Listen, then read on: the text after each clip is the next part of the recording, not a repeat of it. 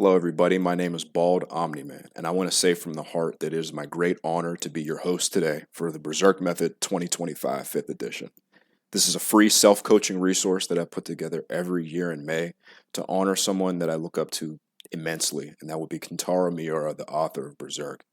I want to start with a quick thank you to you as well for being able to honor the legacy of someone that I respect so much, but also for you making this journey that I've been able to go on possible in the first place. So it ain't no thing to download all the information from my brain with regards to training and then share it with you in this free forum, because I'm a big believer in all of us have received a piece of help just randomly, arbitrarily, that vastly improved our circumstances in life. And I want this video to be that resource for you. Again, your support makes everything possible. And I want to say thank you to Kentaro Miura, Akira Toriyama, all these formative authors that gave me these works, Dragon Ball and Berserk, these stories about evolution, overcoming adversity, and overall just trying to become a more resilient human being that is a source of inspiration to those around them. I want to say thank you to them, and again, thank you to you. Now, the 5th edition highlights. There's going to be a lot of ground that we cover in this that we did not cover in previous editions. That does not mean that the previous editions are defunct or that they are wrong. It's just we're going into more detail with things, and I'm very proud of the breadth of topics that we're going to cover today. So we're going to give you a more complete guide with specific examples and prompts. This just comes down to questions that you can prompt yourself with, specific examples and things of that nature. There's going to be a lot more specific self-coaching guidance. I have a new section that, again, I'm very proud of, dedicated to movement pattern mastery. Before, I would cover like your basic squat, bench, deadlift, leverages, limb lengths, and how those things interact with those movements for people in my experience. But I'm going to go through everything from curls to extensions to every major performance metric that you can think of. I go really in depth with diet and everything in between.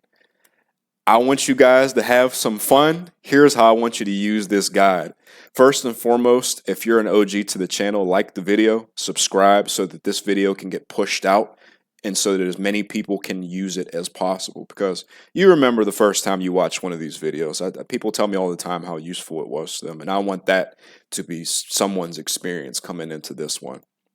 Now, like I said, the previous editions are still valid. This is just an addition to the overall anthology of the Berserk Method. This works great consuming it as an audiobook or a lecture of some sort from beginning to end. It also helps with the watch time, fellas, which again will help it get pushed out. So personally, when I finish recording this, I'm going to listen back to it while I get my steps in. It's fully time-stamped, so ideally you would just go to, all jokes aside, if you don't want to listen to it as an audiobook right now, just go to the timestamp. Everything's fully time-stamped, and you'll be able to consume the specific topics that you need, and then rewatch it as needed. Now, some specific portions are going to stand out more to you, and that's more what I want you to focus on first if you're not going to listen to the full thing. And like I said, like and subscribe so that this can go out to as many people as possible. As you can see, this has to be made entertaining for y'all, because I'm going to be speaking for 3 or 4 hours. And I got to make it entertaining for people that are going to listen to this as an audiobook. So I'm not going to read everything on the slides, more so use it as a prompt to generate discussion between you and I. But we're going to go through the table of context really quickly. I'm not going to read this word for word, like I said, but we're going to go through the first chapter, which is coaching yourself outside of the gym. That's your diet. That's your building media literacy with regards to implementing advice that you get and how to avoid redundant or frankly not useful advice, and then mindset pieces as well, and like I said, the diet.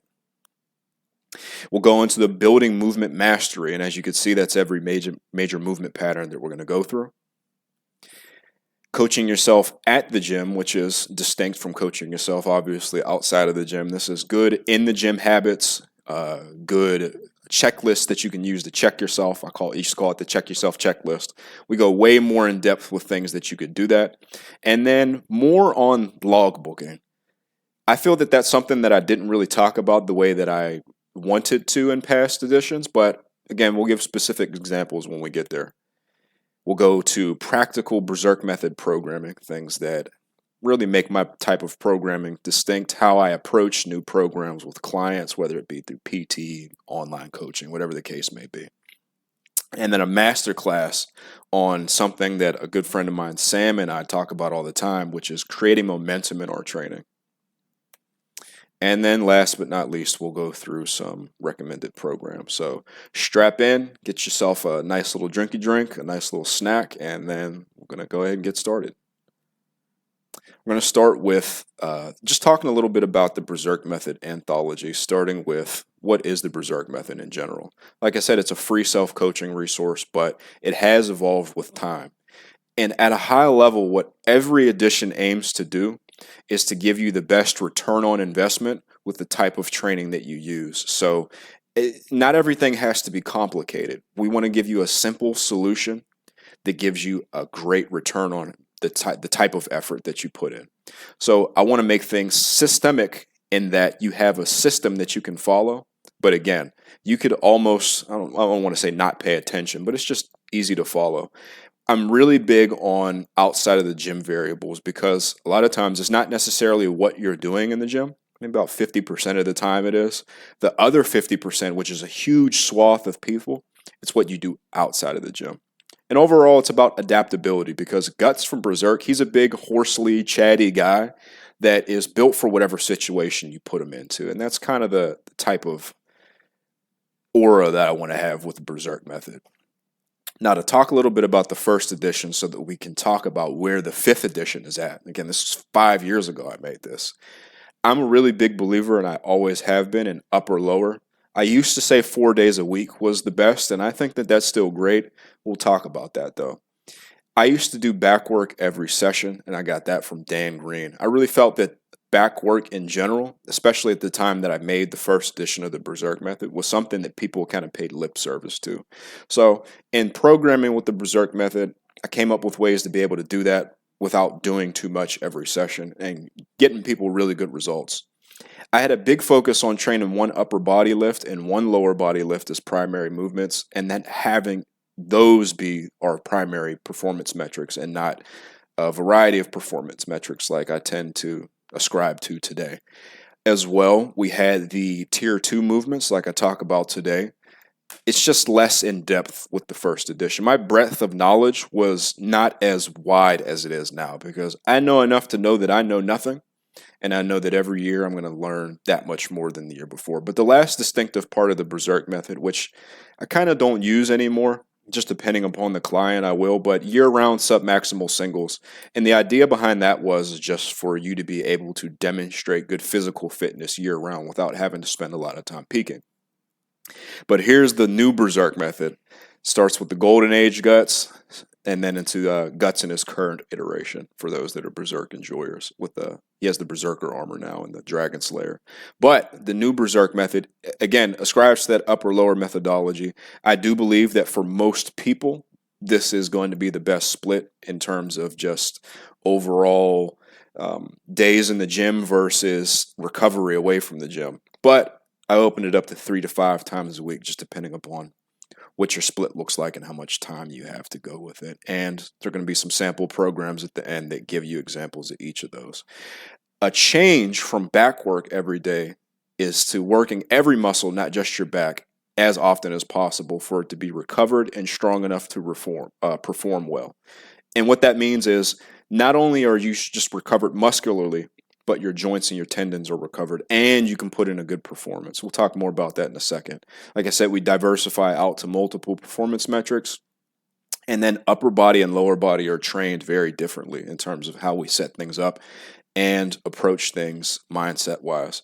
And overall, something that I have really made it a point to do was marry traditional strength training practices with modern hypertrophy.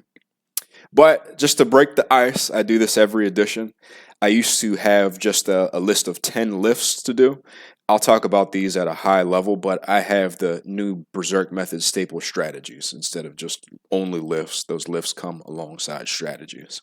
We'll make a separate video talking about this specifically. This is just a little icebreaker. We're going to talk about it at a high level, but the video after this one is going to talk about these more specifically as a follow-up.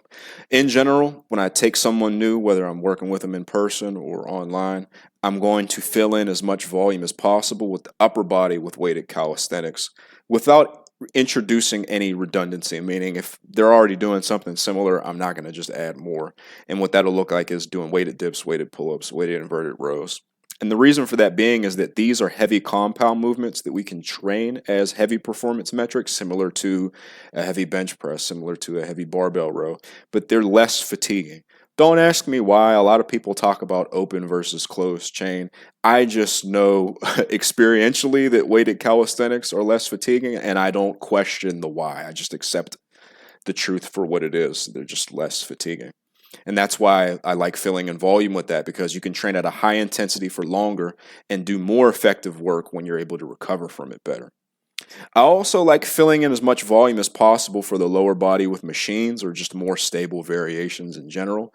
That could be, for example, any squat machine, leg extensions, ham curls, the adductor machine. And that's just because for a lot of people, they don't actually have the goal of having the biggest back squat possible. They have the goal of getting bigger legs. And you can train movement proficiency without doing a free weighted movement. That's something that we'll talk more about in the movement mastery, but that's not to say that if you want to back squat that you won't back squat. Obviously, it's just that you will fill in as much volume as possible with the machine work, because again, you can recover better from it than just doing all free weighted motions. And a lot of times they let you work your muscles more specifically. Something that I got from Dan Green, and I always wanted to incorporate this, but I could never really figure out how until like the past year or so. He used to have his split set up so that it essentially resembled a bro split without being a bro split. And what he did was he just biased each day on a specific muscle group. And it eluded me how to do this, but I like biasing for example, my upper body day, my first upper body day of the week, to be a shoulder day, but I'm still pulling and doing a little bit of arms. And then the same with my quad biased lower body day. Again, we'll talk about that more in the follow-up video, but it's something that I use to be able to bias things without throwing other things on the back burner and still have it fit within the upper lower framework. And then something else that I really love, the silver era banger, the splitting up the pressing on each individual day if I can. So that's one day for vertical, one day for horizontal, and then one day for like a decline, whether that be like a dip machine, or a decline bench. Now, why do I love upper lower? It's the most common split that I've seen get recommended by coaches who perform at a high level, whether that's in bodybuilding or in powerlifting. That's not to say that other splits don't get used outside of that. I'm just saying that this is the most common that I've seen. And the reason is, like I said, it gives you a good balance of frequency, days off. Every session isn't super long, so you'll be in and out the gym in an hour, hour and a half. And it can be adapted to work on many different goals. Like I said, bodybuilders use it, powerlifters use it, people who play sports, people who just want to go to the gym and work out. Grandmas do this. Your dog can do it, I guess, if they grew arms and became anthropomorphic, okay? And you can use it in the off season with sports as well. Now, upper lower frequency is something I want to talk about, because a lot of people love push-pull legs and splits that allow for more days in the gym because of the frequency that it can offer. I like to start with the 4 times per week frequency. That's the standard. That's 2 times upper, 2 times lower. 3 times per week, on the other hand, is just good for if you want to work around a busy schedule. So in the past, I have only had the opportunity to work out 3 days per week, but I still wanted to work in that upper lower framework. I just did 2 upper body days, 1 lower body day. It's also really good for maintenance for the same reason. So if you're someone that has overdeveloped legs, or you just don't care to grow them anymore and you want to bias more recovery for your upper body, this is the easiest way to do that, right? The best way to grow your upper body sometimes is just to not train your legs. And then finally, if you want to maximize overall stimulus to the upper body, which is something we'll talk about in a second, I go 5 times per week currently. So it's 3 times upper, 2 times lower. And that's the best in a vacuum if you have the time for it. Muscle frequency. I use frequency not to just be able to say, well, I'm getting in more volume. It's to facilitate better performance. And the reason for that being is that if you only have to come in and do 4, this is just for example, this isn't an actual prescription, I'm just giving you numbers, by the way. But if you only have to come in and use 4 sets, you're going to do better on each of those 4 sets than if you came in and you had to do 8. That's the basic idea. So that's why I like to split it up into 3 days. Because at the end of the day, better performance means more gains in the long term. I would say in general, use the most frequency that's possible that facilitates better gains and better performance without impeding your recovery. Meaning, if you can come in and you can perform well 3 times or 4 times a week, and some power lifters even bench 5 times a week, that's one thing, but it's beside the point. The point is to do this without beating up your joints, beating up your tendons, because those don't recover at the same rate as your muscles do. It's really potent for the upper body since in general it just recovers faster than your legs. But for the lower body, I find that if you're going to come in and do a hypertrophy workout, it's a good idea usually to not surpass that by 2 times a week. And it's just for recovery purposes. Let's talk lower body frequency for hypertrophy a little bit more specifically. Now, hypertrophy, with it being the main goal, I have found throughout my years of experience, again, this is the 5th edition of this freaking thing, 2 times per week is the best balance between growth and then just coming in and your back doesn't feel like it's going to explode and your knees and your tendons and ligaments are throbbing. Most lifts on a lower body program, like I said, are going to be highly stable. So they're either going to be machine work, or if you're using accessories to adjunct a squat, like you're doing a squat and then your accessories are like a leg press, they are going to be machines, preferentially. Where upper body training is a little bit different than lower body training, the way that I like to teach it is the progression is made to be less about thinking what you need to do, like different muscles that you need to hit, the different angles. That's what the upper body is for, because it's more complicated. There's more muscles in the upper body. I like to make lower body training more about just working hard, following a plan, and sticking to it. Now, that might be a little bit different for lifters that I work with that are advanced strength athletes, like they literally compete in powerlifting or something of that nature. A good buddy of mine is training for a 2,000-pound powerlifting total, which, regardless of your weight class, in my opinion, puts you in the beginning of the world class of strength, no matter what your body weight is. You know, even if you're 400, 500, 600 pounds, if you're totaling 2,000 pounds, you're world class in terms of strength. But strength training, specifically for the biggest squat deadlift possible, it can benefit from 3 times for advanced lifters with a caveat. That can only be 2 days of hypertrophy training. You can't come in and do 3 days of hypertrophy. That additional day is just going to be a combo of technique practice and then a variation. So if you're someone that's listening to this and you're interested in powerlifting, keep that in mind. Frequency, if you're an advanced lifter, is a dial that you can turn to be able to get in more skill practice. You're an advanced lifter, you're still able to build muscle, but the juice isn't always worth the squeeze to push hypertrophy on 3 days, because you're not going to be able to recover from that the same way you would if you were lighter. I'm going to give you an example for each. Like I said, we're going to get more hands-on with the direct examples.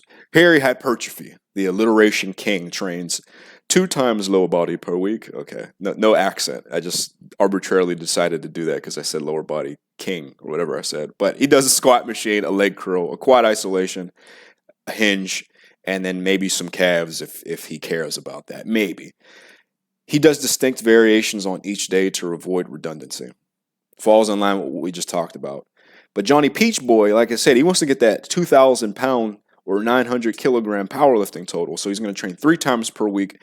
That includes 1 day with his main squat and deadlift, and maybe a little bit of prehab exercise, meaning he may do some leg extensions to mild discomfort to facilitate blood flow, and then same thing with hamstring curls, and maybe some abs, and he'll get out of there. One of those days, though, includes a paused SSB squat and a stiff-legged deadlift. This includes variations of the main lift that you don't have to work as heavy, skill practice basically. And then 1 day is his hypertrophy machine only day. That's the day where he's pushing muscle growth. Now that was our icebreaker chapter. We're going to move into chapter 2, which is coaching yourself outside the gym. But just to wrap up, the upper body has a lot of muscles, and that's why I like giving it the additional frequency. It can take more frequent beat down, so there's just more time and complexity that's dedicated to it in general. And that's what I recommend if you're either editing your program or you are making your own. And then lower body is much simpler in comparison, especially in terms of exercise selection. But it's, again, more about following a basic planned progression, following that program to a T, and working hard. The rest of that stuff, programming-wise, is going to get covered. I think it's in Chapter 5, Practical Programming. But like I said, for now, we're going to lay the base with coaching yourself outside the gym, which is really the base and the groundwork of everything. If you're not doing what you need to do outside of the gym, it's irrelevant what you do in the gym, and vice versa. They're equal halves of each other. However, the gym stuff is given a lot more emphasis on social media because it's easy to sell. It's easy to sell fancy new bicep exercise, and not you need to have good habits outside the gym. This is formerly known as, this chapter anyway, everything you need to do outside of the gym. Like I said, it's the foundation of everything. And what this chapter is going to be about is teaching you great outside the gym habits. Not only what you should do ideally, but how to build up to the standard and then maximize it so that you are a professional. I'm also going to talk about my 10,000 foot view philosophy, and that's how you parse good advice from bad advice on social media to avoid fear of missing out, bad advice that just keeps you spinning your wheels, pulling out that good old credit card and buying things you have no business buying when you just need to eat more, sleep more, whatever the case may be. And I'm going to go really in depth with diet. Now, starting with the 10,000 foot view, I talked about this in the last edition. We're going to cover some specific examples after I go over a brief interview. Broad vantage point thinking allows us to parse information better. The reason being is that when you're looking at something from a wide scope of view, or from like a bird's eye view from 10,000 feet in the air, you're able to see things that you don't when you're looking at it mechanistically. So what you see when you look at a reel with a guy that's doing a bicep exercise, he's angle maxing, he's got a crazy pump, he may or may not be baby oiled up to make his muscles look bigger. What you see is that he has arms and you do not have arms. This is just an example. I'm not saying some guys on this probably are pretty jacked. I'm not saying you. This is proverbial. But what you're seeing is what you want, not what they're saying. When you look at things from a 10,000 foot view, though, you're able to parse out, hey, he's just doing a bicep exercise, and I'm doing 3 other bicep exercises in my program. This is cool, but I'm just going to scroll past it. Now, there are pros and cons to mechanistic and then wide view holistic thinking. The pro to the mechanistic thinking is that you're able to see the nuts and bolts of something and what it does specifically. But again, the broad view tells you if it's even worth listening to begin with. As a rule of thumb, though, what I could say to you is this: if it won't be valid in 6 months, it ain't valid now, so it's not something you need to incorporate. As a rule of thumb, though, you should first look at things broadly. Here's an example I could give you. If you're looking to find a restaurant that you want to go to, you're not going to walk in the direction of town that the restaurant is at and try to find it that way. You're going to pull up Google Maps, you're going to type in the name of the restaurant, and then you're going to look at it from Google Maps and like, oh, it's here. And that's what you want to do with the type of advice that you implement on social media. I'm going to give you all a few questions. I call it the self-confidence questions. And if you answer positively to objective questioning, it may be worthwhile advice, but if you don't, then it's not worthwhile. Here's those golden self-confidence questions. Real simple. 1, what is this saying? 2, what are they trying to do, and what are they trying to get out of me, which is usually money, which is usually a subscribe, which is usually something that has nothing to do with helping you. That's not everybody, but sometimes stuff is made for that specific purpose. What is the real benefit? Am I doing this already? Does this actually attack my areas of opportunity? Are good lifters already doing something like this? If you answered negatively to those, then you don't need to listen to that advice. And we'll give you a few examples, a couple prompts. Here's our first example. You follow a diet where you're getting in your adequate protein, you're eating enough calories for your goals, and you enjoy your food. You're being presented with Johnny Instagram reel, and he's barraging you with carnivore diet. It mogs yours. Your heart will be healthier if you eat meat and fat only. And they also say, hey, I have a diet course, bro. Comment to get the link. What do? What's the outcome to this? The obvious answer is that you already enjoy your diet, you're hitting your goals, you feel good. It's just something you could laugh at and then swipe past or say, oh, that's funny, he eats all meat. Here's our second example, though. You aren't sure what to do with your training.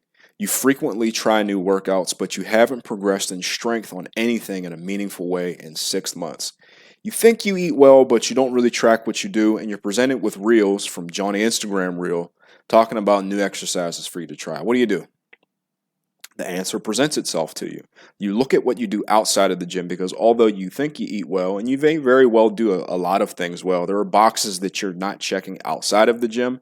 And then inside of the gym, you haven't progressed in strength in a meaningful way in 6 months because you frequently try new workouts, meaning you haven't given enough time to it to be able to get the results that you want.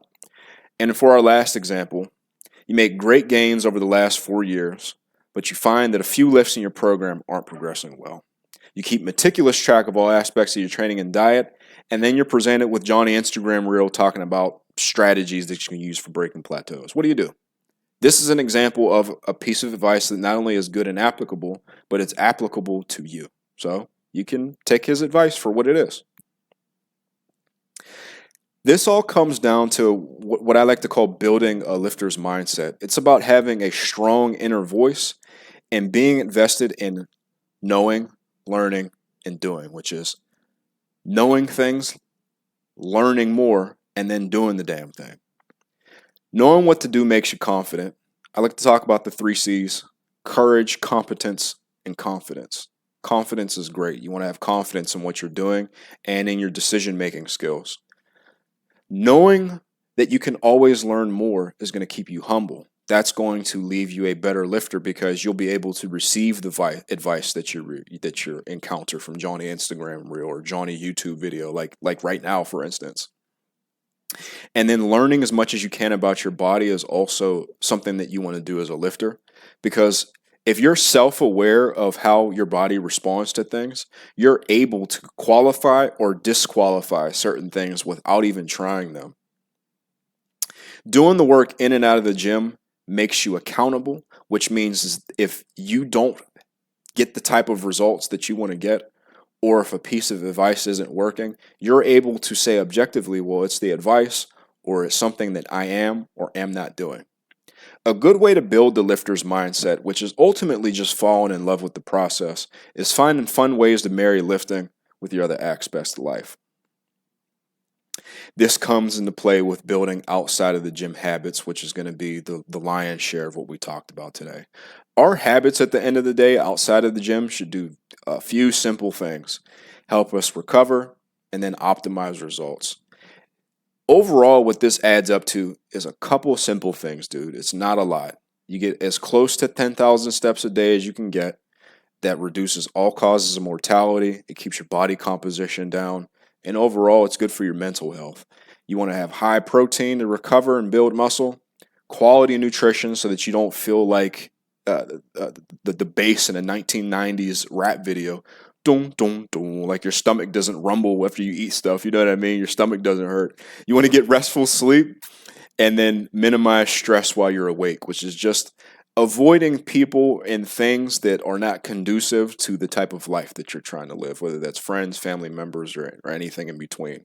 If they're taken away more than they're given, you don't need to be around them. But we'll talk more about that. Knowing what to do is simple because there's not a lot to it, but let's talk about the best and most simple ways to accomplish those things, starting with the high activity level. Like I said, walking increases your caloric expenditure. It's great for body composition, blood flow. It makes you live longer. Jeff Nippert actually just made I think it was a reel talking about this, which was interesting because I've been saying this for years. Walking really is the best thing, if you were to do nothing else, that you can do to improve your overall health. Not from just a physical aspect like your heart health, your blood flow, cardiovascular system, but it's really good for your mental health as well. 10,000 steps is about 4 miles or 6 kilometers for the metric system enjoyers. Here's how we start this off. You're not going to just try to get 10,000 steps if you're not used to doing this, because you're just not going to commit to it. Start by just walking during your breaks from work for about 15 minutes each. Most people are going to take 2 15-minute breaks. Overall, it's going to help you mentally reset from your work, which comes into play with marrying this with your lifestyle, especially if you walk outside and you're able to see nature, smell the trees, hear the birds chirping. And then walking 2 miles per hour in terms of distance covered for 30 minutes is already going to knock out an entire mile. So what is that? 3,000 steps that we just got down by just walking during your breaks at work. Here's how we're going to build on the habit, though. We're going to make it a point to walk around a little bit when you rest in between your sets at the gym. You're already going to work. You're already going to the gym. This isn't any additional time that you're going to be spending. That 6, 7, 8, 9, 10 hours at work is already spoken for. That hour, hour and a half at the gym is already spoken for. We're just optimizing that time to improve our lives. You're not going to be walking for more than like 3 to 5 minutes per rest break. But if you do that over the course of a 20-set workout, that adds up, and that can easily add another mile. So far, we're at 2 miles. This is only 2 miles that we have to factor into our schedule that isn't already spoken for. Here's how we can maximize the habit, though. You have to go to work in the morning. You have a commute. Maybe you can walk to get breakfast once you get to the office and to your job, or walk to get lunch, or walk after you train for 10 to 15 minutes each. Overall, you're going to make the conscious effort to get some steps in when it's reasonable. That is going to add up, especially if you just say, I'm going to walk for 15 minutes after I go to the gym. A lot of folks spend 10 to 15 minutes just yapping with people, not doing anything after they finish working out. So let's take that time and allocate it more wisely. Something that you can do if you have an office job or any type of job that allows for this is a walking desk. And for those of us that work from home, you can get a walking pad to get your steps in. I have one of those myself, or you can use that when you even watch TV. After 1 hour of Netflix, you get a ton of steps. And all of us, or at least most of us, take some time to scroll on our phones at night, watch Netflix, play a little bit of video games. When you take small gestures to walk often, 10,000 steps really isn't a lot. It's only a lot when you try to take on the whole shebang at once. It's like if you have a big cheeseburger in front of you. I'm like, bro, eat this cheeseburger. Are you going to take bites of the cheeseburger, or are you going to eat the whole thing in one bite like Scooby-Doo? No, you're going to take bites. High protein consumption is another good habit. Overall, not only is that going to help our muscles recover, but almost more importantly, our tendons or joints, if you get cuts, bruises, little scrapes and scripts here and there, it's also going to help those things recover faster. It'll also keep you full throughout the day. Now, our baseline is going to be 1 gram per pound of body weight.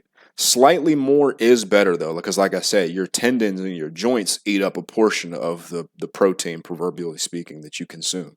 But like I said, you don't start there. You just start by consuming a complete protein in each meal. It doesn't matter how much it is, just that you're making the habit and the cognizant choice of frequently eating protein throughout the day. Here's how we're going to build on the habit, though.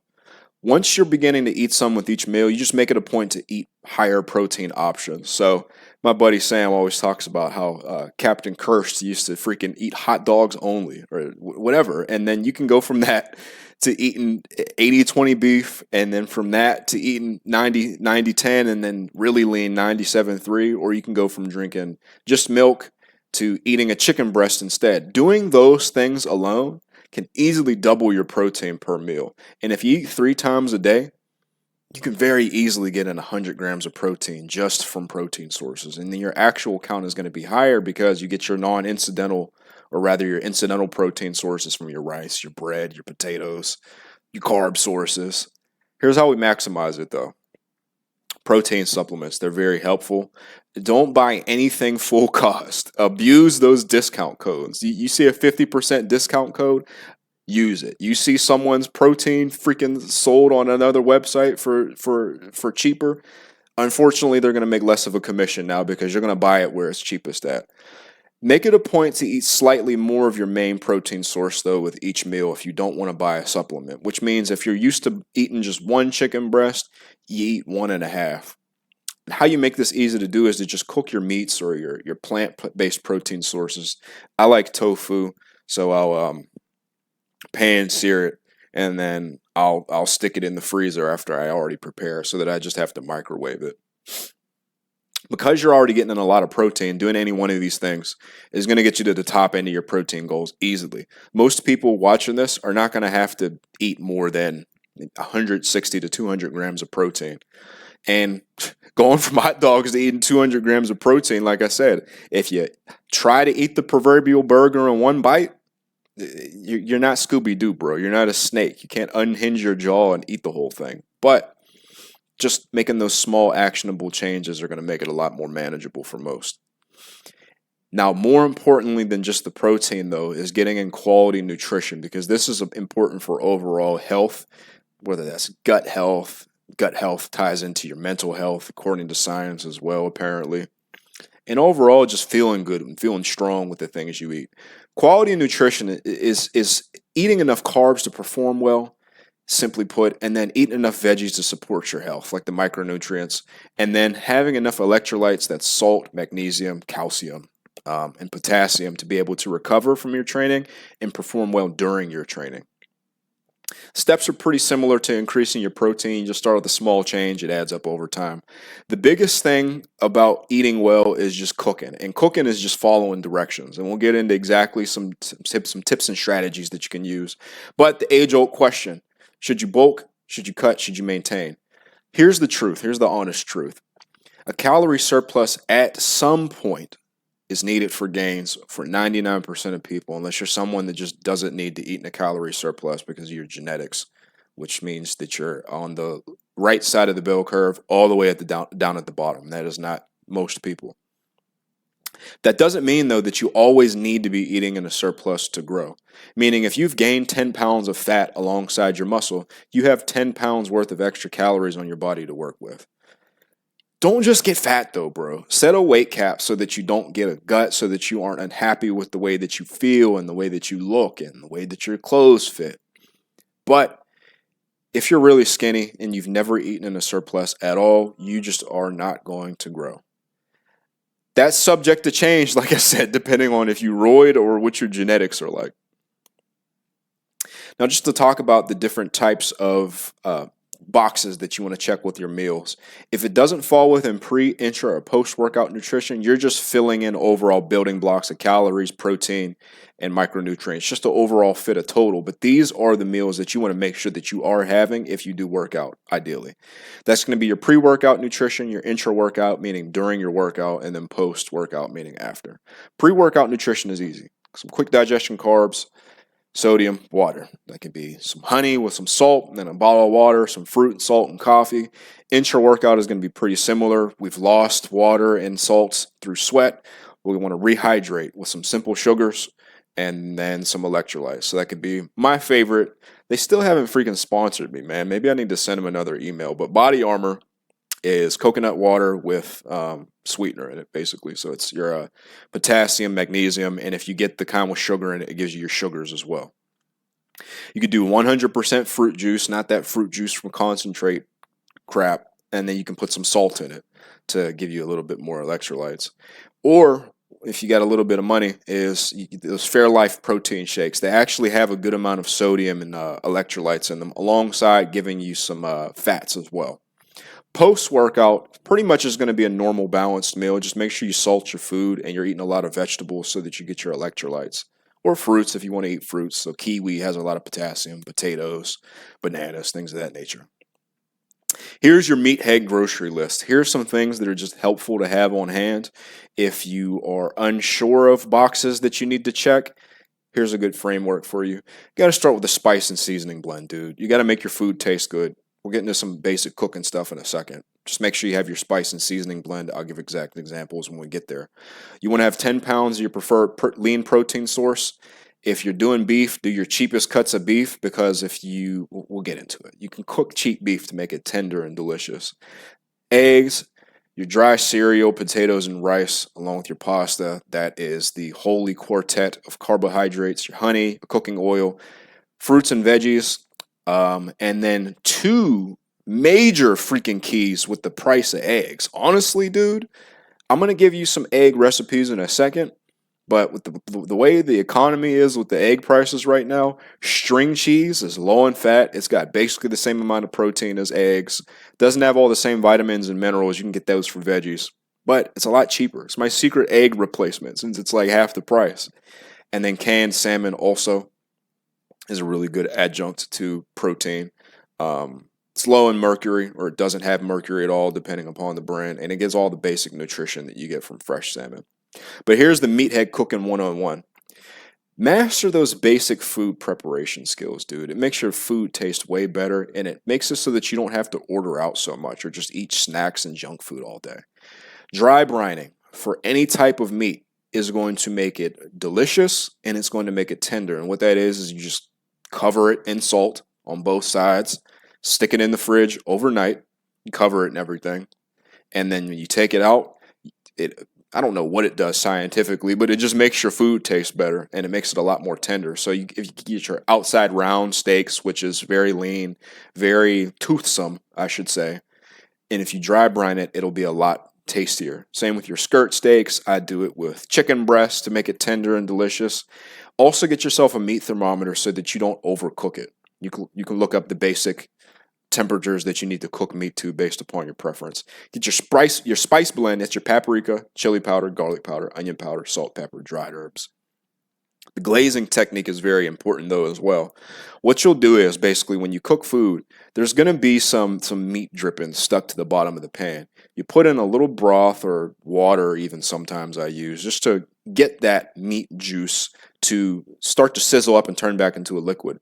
Then you add your honey, and what that does is it caramelizes and coats the meat that you're cooking. It makes it delicious. It takes on the spices that you cooked it in and gives it a sweet touch and a little bit more umami. It makes the things very delicious and restaurant quality. But what you're going to do is you're going to make enough for a few days, freeze it, and then you just eat the rest. You portion out enough for a day or two, freeze the rest.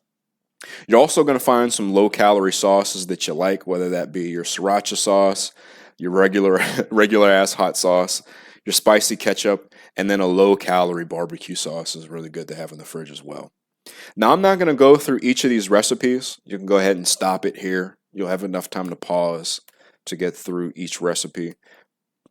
Fit with cool names. Just example meals for you to have. But if all else fails and you need what I like to call, I got this term from my friend Sam, a panic meal. A panic meal is just something that's quick to throw together and quick to throw back. It's usually lacking in micronutrients, but it's not necessarily bad for you. It's just vegetables take more preparation than this. We're really just getting a good protein source, a good carb source, and then a sauce to make it more palatable. So for me, this is where the canned salmon comes into play. This canned salmon, some instant rice, some spicy mayo, and then we're good to go. You're going to make up for the lack of micronutrients later with either a multivitamin or actual food. They're a lot better than nothing, or they're a lot better than instead of eating canned salmon and rice. Do you think it's better to eat that or a Pop-Tart? I rest my freaking case. And then lastly, eating takeout is a reality of life. We just do it, whether that is just because we want to or we have to. It's like a more expensive panic meal. And the only difference is that it should be more complete. Here are some different types of places that you can go for takeout that will give you all the protein, carbs, and macros that you need while also being easy on the wallet usually and not really high in calories. So that's halal, that's your Greek gyro, that's your shawarma. If you have something like Whole Foods or any equivalent to that, you can go ahead and do that as well. There's Wegmans, anything like that, where they have like a food bar that you can scoop like chicken breast and just mashed potatoes with nothing else in it. That's a good one as well. But as a rule of thumb, though, just avoid anything with sauces or anything that was cooked with a lot of fat. And then, of course, max your veggies as well. Our fourth habit is going to be lowering stress and also making habits to sleep well in addition to this. Start with your common sense stuff. Put your phone down before bed. Limit doom scrolling during the day. So we get a 1-2 punch, especially with current global events of we feel like crap during the day because we see all kinds of crazy shit happening all over the world. And then we get no sleep at night because we're still scrolling, but we're doing this to try to comfort our brains from not only our work day, but all the stuff we doom scroll during the day. Put your phone down before bed, bro. Turn on a fan, turn your TV off. Create those boundaries in your relationships as well, meaning if something is draining, like if you have a friend, the only time that you ever talk to them is when they want something, or they're only ever calling you to complain about some shit. Create some healthy boundaries. Don't be a jerk, but you got to take care of yourself as well. And don't try to be everyone's friend as well, because you can only extend yourself but so far before you overextend yourself. And that's where you start to feel like shit. Another thing that you can do is magnesium a few hours before bed. I don't know why this does this. I just accept the science for what it is. Again, I do not care about the mechanisms. I just care about what it does. It reduces stress and it makes you sleep more deeply. I also like to, when I go to bed, use the bathroom, and then after that, drink some water and something with some electrolytes in it, because hydration helps me sleep throughout the night. You ever get freaking dry mouth and just wake up in the middle of the night like SpongeBob and Patrick under that lamp in the SpongeBob movie? Water! Worst feeling in the world. Activities before bed, before that hour or two that we're putting our phone down and turning the screen off. I'm talking about like after you're done with working and it's like 5 p.m., 6 p.m. Go with some activities that help you detach from your day and decompress. For me, I play Pokemon ROM hacks. Right now, I'm playing Pokemon Platinum Redux. Some people are normal and they just read books, but whatever helps you decompress. Here's some real talk, though, about habits. The very last thing that I want to suggest is just finding habits that are separate and distinct from training that also fulfill you. That could be volunteering, that could be painting, that could be drawing, that could be anything else besides working out, because you want to have as many things in your life that fulfill you as possible. It all helps with your mental health. You don't want to end up like Guts here in despair. But start with where you are and then build up those habits from there. Like I said, those small changes over a long period of time are going to add up until you are unrecognizably better off. Now, creating an environment to do well is also important. And there's just some few things that I want to share with you to help you do that. Find a piece of motivation whose training that you can rationalize, that makes sense to you. You can see why X does Y. For me, that's Dan Green, John Meadows, rest in peace. All the 3DMJ guys, natural bodybuilders that have been at it for longer than any of us, or most of us rather, that achieved elite results and have maintained and built upon those results for longer than a lot of us have been training. And then the OG Scooby, I remember his videos. This isn't a total endorsement of him because I haven't watched this stuff in a long time, but I remember watching his videos and it was just common sense, no nonsense. His workouts made sense, and he was an older guy that was in shape and freaking jacked. And I just thought that was cool. But prompt yourself to maintain the excellence that you achieve. What I want you to think about is this. What would I do if I was stuck on an island and I could not leave unless I ate on my protein, slept well, trained how I was supposed to, drank my water, and did all the stuff that we just talked about at a high level? That's the type of standard that you want to hold yourself to, and the type of standard that you want to hold yourself to with trying to improve where you are at.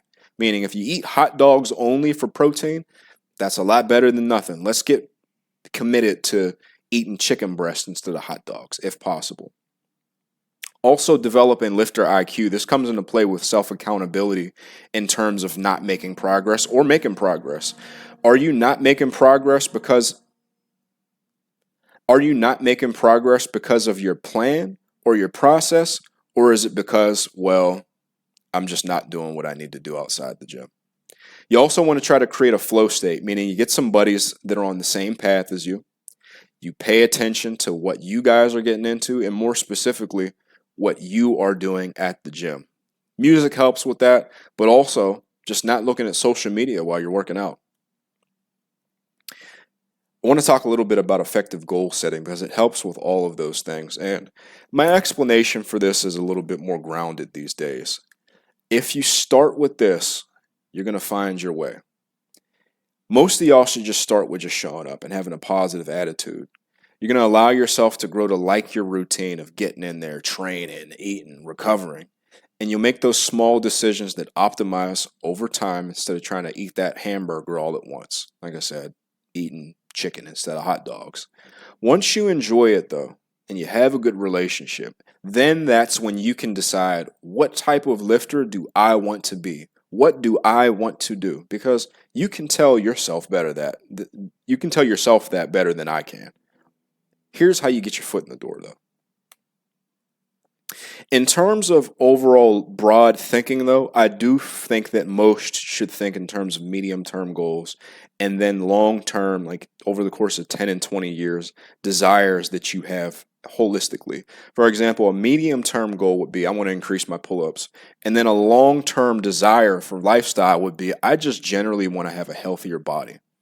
You want to ask yourself, though, when it comes to setting your goals, what can you accomplish with your current program if you stretched it out to its logical conclusion and progressed it on for 6 months? If you can accomplish amazing things with what you're doing already, there's no reason to really do anything else with your training. You also want to think about, and this comes into what I like to call the needs versus wants analysis. What do you want and what do you need to get there? What are you going to need to add or subtract to reach your goals? Like I said, if you followed that previous prompt and you can get that with what you're doing, you don't need to do anything else. You reassess those medium-term goals every 6 months to a year, and you keep those long-term desires in the back of your mind because that's going to help shape and guide your medium-term decision-making as well, so you don't get lost in the sauce. Overall, though, self-coaching is pretty simple. You just make yourself a small checklist of things that you need to do. You should check all of those boxes each day, but just take note and keep it real when you don't. And those boxes are this. Did I get my protein in? Did I get my calories in? Did I eat vegetables with most of my meals? Did I get all my steps in? How was my hydration? What was sleep like last night? And what am I doing to reduce my stress, and how am I feeling lately? For most of y'all, a couple of those are going to come easy, and one or two might be a little bit harder. And if progress is stalling outside of what you would expect with your program, you need to audit yourself with that list. Wrapping up chapter 1, I think a great thematic close to this is the turtle hermit way. You move well, study well, play well, eat well, and rest well. That is the turtle master way. One of the first lessons that you get taught in Dragon Ball when you're a kid watching it or reading it for the first time. And really, like I said, it's a microcosm of everything we just talked about. Lifting should enhance your life outside of the gym. So find habits that are sustainable and just remember to have fun. And you can truly become amazing just by depositing those pennies every day. Overall, in terms of outside of the gym stuff, remember to enjoy your life holistically. Spend time with people in real life, your friends, and create your boundaries with work so that you can enjoy all this stuff, man. Chapter 3, Movement Mastery, featuring the hardest picture of the 1990s. This was the Z Fighters right before the Cell Games. The most useless, that was a Freudian slip. I was thinking about useless advice. But the most useful part of fitness is the type of advice that you get from some guy that is just talking about what he does with you at the gym. Like, I like doing my tricep press downs this way. And the most useless advice is when people are selling you something proprietary. I was thinking about that before I talked about this. But we have a lot of movements to cover in terms of cues that I'm going to give you for everything, so we're going to move fast. Come back to this as needed. Specifically, I want to just give you some general tips that apply across the board to the most amount of people possible, regardless of your leverages and what types of specific variations you like. I'm going to give you my favorite cues for each movement pattern so that you can extrapolate it out to dumbbell bench if you like that, or barbell bench if you like that. Here's some general guidelines that we want to keep in mind before we get into this. You want to create a standard of form, and what that means is your form is going to fall within a specific margin. And I'm a big believer in this because what you don't manage, you can't track, and vice versa.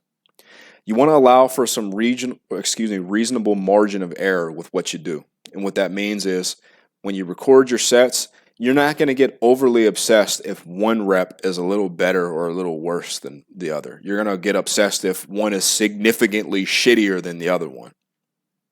And here's how you're going to progress within that framework. You're going to add your weight, your reps, and improve your rep quality within those parameters. A cool little tidbit that I like, just to give folks some catharsis if they obsess over this, is if you add reps and weights while lowering within the low end of your margin of error, meaning you let your rep get a little bit sloppy, but it's still good. You could just do better. Cleaning them up is a good way to unlock new gains for you. Try that out if you're scared to try that out. But overall, we want to maximize muscle consistency with our form reduce injury risk, strengthen our joints, and then overall avoid aches and pains. That's the goal of these cues. Quick talk about leverages, and then we'll get into what everyone's favorite is, the horizontal presses. Leverages. I talk about this in detail in the last edition. If you would like, after this video, reference that. But at a high level, some lifts are going to come easier to us because some of us have longer torsos, shorter torsos, longer arms, shorter arms.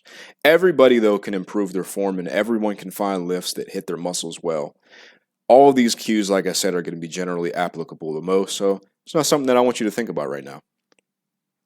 One last thing, just high-level talk here.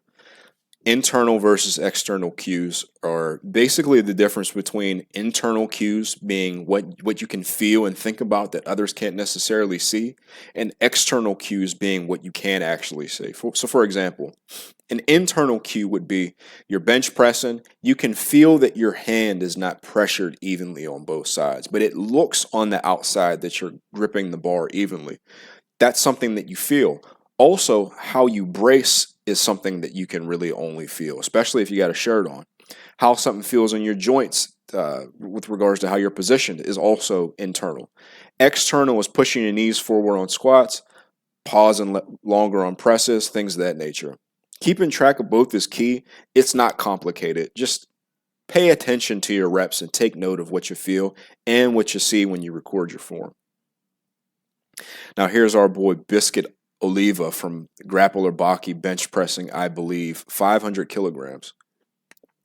This is our horizontal press guideline. Again, we're going to move quick from here because we got a lot of ground to cover. This is going to include obviously your barbell bench, your dumbbell bench, machine chest press, anything where you're pushing horizontally. Got a few cues to try. This is t-shirt touching, which means you're bringing it down to the fabric of your t-shirt, and then you're lightly touching it, and you can either pause there or come back up from there. That's better than just catapulting the bar off of your chest. Try it out. Pause at the top for stability and consistency with your form.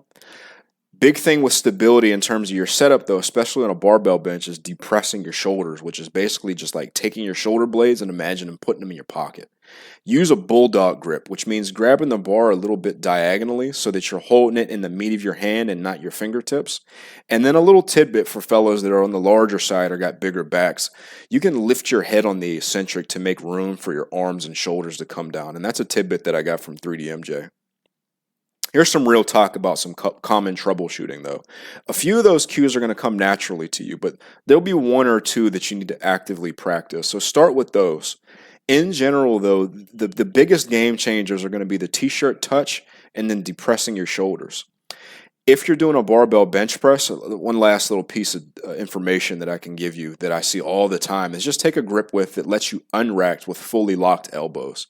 That prevents your pec minor and your elbows from taking on more stress than they otherwise would if you were fully locked out, because weights were meant to be moved alongside our joints, alongside all of our muscles, and not in absence of those things.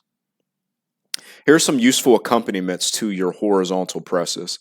You're going to want to build scapular control, which means your ability to push up and down, and deep push-ups are great for that. Double paused weighted dips are good for that pause at the top cue. Long pause bench or tempo bench is going to give you more time to pay attention to cues in general because you're going slower. In general, as a rule of thumb, though, long arm pressers are going to enjoy more shoulder work. Shorter arm pressers like more extended range of motion work because the range of motion is shorter, and thus the growth that they get is a little bit less. Back work, do all of it. The answer is yes. And then last but not least, non-back squat motions help free up elbow and shoulder fatigue. We'll talk more about that when we get to squats. Last but not least is leg drive. There's this big conversation of how to do it and if it's needed. Here's what I can say, man. It can be coached to throw more horsepower into the bar. You're going to imagine scooping your feet through the ground or kicking your feet out in front of you while keeping your heels dug in, and that's how you facilitate it, and then push into your upper back. You can also pulse it, meaning you do that on every rep, or you can do it throughout the duration of your set. But overall, bodybuilding leg drive, meaning just keep your legs planted firmly on the ground, is going to be best for most because it's not something additional that we have to think about. But if you did want to do it, incline benching is a really good teaching tool for leg drive because it's just simpler for a lot of people to get the tactile sensation with incline bench for whatever reason. Stiff-legged deadlifts are the type of hip hinge that we're going to cover at a high level, and then we'll get into conventional deadlift and sumo, because I do think that most people who train recreationally should be doing stiff-legged deadlifts because they're a better hip hinge for muscle growth than conventional and sumo deadlift, in my experience and in the opinions of, like I said, a lot of coaches whose work I enjoy. But here are some general cues for the form. You're going to start with your foot position comfortable. For some, that's going to be shoulder width. For me, it's slightly outside. And then my toes are going to be pointed in the direction that feels best for me. I walk a little duck-footed, meaning my feet stick out a little bit naturally. So that's the type of positioning that I take with my stiff-legged deadlifts. But in general, though, wider set feet is going to mean slightly more adductors and glutes, but everything from the hamstrings to the low back is going to get worked well in addition. I like to keep a neutral head position, not only because, one, it looks cooler, but some people strain their necks. And I'm not saying that this invites that risk necessarily, but if you're not cognizant of what you're doing, you can crank your head back a little too much. Big cues for me, though, extending the lower back, and then if we don't do that, if we keep it neutral, you just keep it wherever it started at to begin with at the beginning of your rep. I'm not necessarily of the opinion that rounding our backs is a bad thing in strength training. I'm of the opinion that our back position deviating is what invites injury risk. So just keep it wherever you started at, and then drag the bar straight down your legs while keeping the hips high. A lot of folks will squat into their stiff-legged deadlifts. You want to avoid that if you want to keep it in the hamstrings and adductors and not turn it into a glute exercise and a partial range of motion conventional deadlift. And then lastly, I like to throw in a little pause at the bottom. Now, here's some talk about hamstring mobility and overall range of motion. Most people do not have great hamstring mobility, and that's why they squat into their RDLs and their stiff-legged deadlifts. Squatting into it is pretty common to get that additional range of motion. That's not what I want you to do, though. I want you to go as low as you can while keeping the hips high and the legs, like the knees, stationary. Right? You don't want to squat into it. You're just going to gradually increase your range of motion, starting with even just your warm-ups. You can get a few inches of range of motion just from pushing yourself a little bit during your warm-ups as you add weight gradually. And then in general, you're going to push for more over time, workout to workout, week to week. In terms of overall range of motion, for not only just low back, but also hamstrings, parallel to the floor, in terms of your torso angle is a good standard. And then below parallel, when you start to get into deficits and things of that nature, that's extra credit, and that's where you start to work more low back, still working your hamstrings and everything. And then there's your active hinging range for hamstrings. I feel that if you are doing a hinge just for hamstrings, I think this is totally fine. But I don't do hinges just for hamstrings, and that's not how I coach it. I like to use as much range of motion as our overall flexibility allows. And if it stops working the hamstrings at 45 degrees, well, great. We're going to start working the back below that. Here's some real talk on RDLs versus stiff legs versus good mornings. Which one should you do? A lot of people argue over this, but they're all the same basic movement pattern. What some call RDL, I understand to be a partial range of motion conventional deadlift. Not that that's a bad thing, but that's usually what people say when they say an RDL. An RDL to me is just basically a stiff-legged deadlift where we don't let the bar rest on the floor. That's it. I think because of that, an RDL is better for hypertrophy, just simply because the muscles remain under tension for longer, essentially. And then the stiff-legged deadlift is going to be better for concentric strength because we're dead stopping at the bottom. Good mornings are just a lower weight version of an RDL, so it's something that you can do if you prefer that.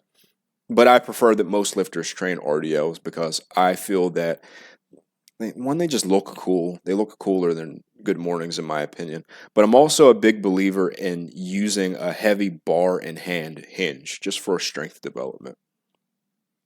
Here's some talk about bracing, though, when it comes to hinges, and this will also apply to every other lower body lift as well. You're going to take in a small breath. So right now, taking a small breath, and then you press out from your gut, your belly button, your lower belly, and then you let the pressure radiate around your entire torso. So do it right now. Get a tiny breath, put it in your gut, put it in your belly button, and then feel it radiate all around your obliques and into your lower back. That's what cannonball bracing feels like. You don't need to take a huge breath, and what you certainly don't want to do is take a breath and build a ton of pressure in your head. Here's some talk about belt position, though, and how it can influence what your back does. My friend Sam made a video talking about this, and I don't know what he explained specifically, but there is, and this is more for advanced lifters, so Charlie Brown knows this if you're just not using a belt or using one for the first time. But a neutral belt is going to allow you to stay more neutral. It's just what I do because you can either extend or round your back, and the belt is not going to influence that. If you incline your belt, meaning that the back of your belt is pointing down, that is going to facilitate more thoracic rounding. And then the opposite is going to be if your belt is declined. That just gets into play if you want to do a specific variation where you want to stay extended or you want to stay in a more rounded position and still have the support of the belt. But overall, though, cannonball bracing at a high level is, like I said, going to be useful for every lower body lift. Here's some common things that I see with hip hinges. Hip hinges are simple, dude. A lot of these cues are going to come naturally. Really, most people are just going to struggle with keeping the bars close to their shins and then not with squatting into the bar. I would say, in terms of keeping the bar to the shins, rowing and pulling the bar overall backwards into our shins is going to help a lot with keeping that bar where it needs to be at. And then the pausing as well. A lot of folks, and this even happens with me sometimes, even to this day, they'll think they'll pause for like a full 1 count, and then when you watch it back, it's like you just barely didn't pause. Count your pauses in your head starting from 0. That mental hyperbolic time chamber time, it moves faster in reality, right? So just count it starting from 0. And then keep it real with the stiffness of your legs, right? So if you're squatting into it, work on your mobility before you just chase range of motion arbitrarily. Here's some useful accompaniments for your hip hinges. Your back extensions of any kind, whether that's on a 45-degree hyper or on a GHD, are going to help you build your extended lower back position strength, wherein we are better able to keep our low back extended and not have it round under load as we fatigued. They can also fill in volume for strong lifters, but we'll talk about that in the practical programming section more specifically. Your Smith machine stiff-legged deadlift is going to be good for showing you how it feels to keep the bar close to your shins, just simply because it's on a fixed track and you can't go anywhere with it other than up and down. In terms of your bracing, I'm a big believer in training the abs because it is an equal part of our core when compared to the spinal erectors, like our lower back muscles. And for that, I like any kind of weighted sit-up. I prefer GHD sit-ups because of how similar the brace feels at the bottom compared to how a brace feels on a squat or a deadlift. I also like ab wheel rollouts for the same reason, specifically if you are training anti-extension, because that's how you should be doing your ab wheel rollouts. And then lastly, leg raises are going to help decompress our lower back, which is really therapeutic if you're pulling heavy. It helps to warm up and to cool down. Now, here are those differences for conventional and sumo pulls. A lot of the cues are the same, and a lot of these I've learned in my journey to coaching a friend of mine to a 2,000 pound powerlifting total. He hasn't claimed that yet. We're going to test to see where we're at in I think a couple months from now. A couple months are left in our prep. But like I said, all the same bracing cues apply. And then for either of these, I like to coach a guided eccentric to ensure that your position is consistent rep to rep. You lose reps and you lose weight if you get thrown out of position, especially on conventional and sumo pulls. So we guide the bar down. You're not going slow, but you're not letting it free fall either.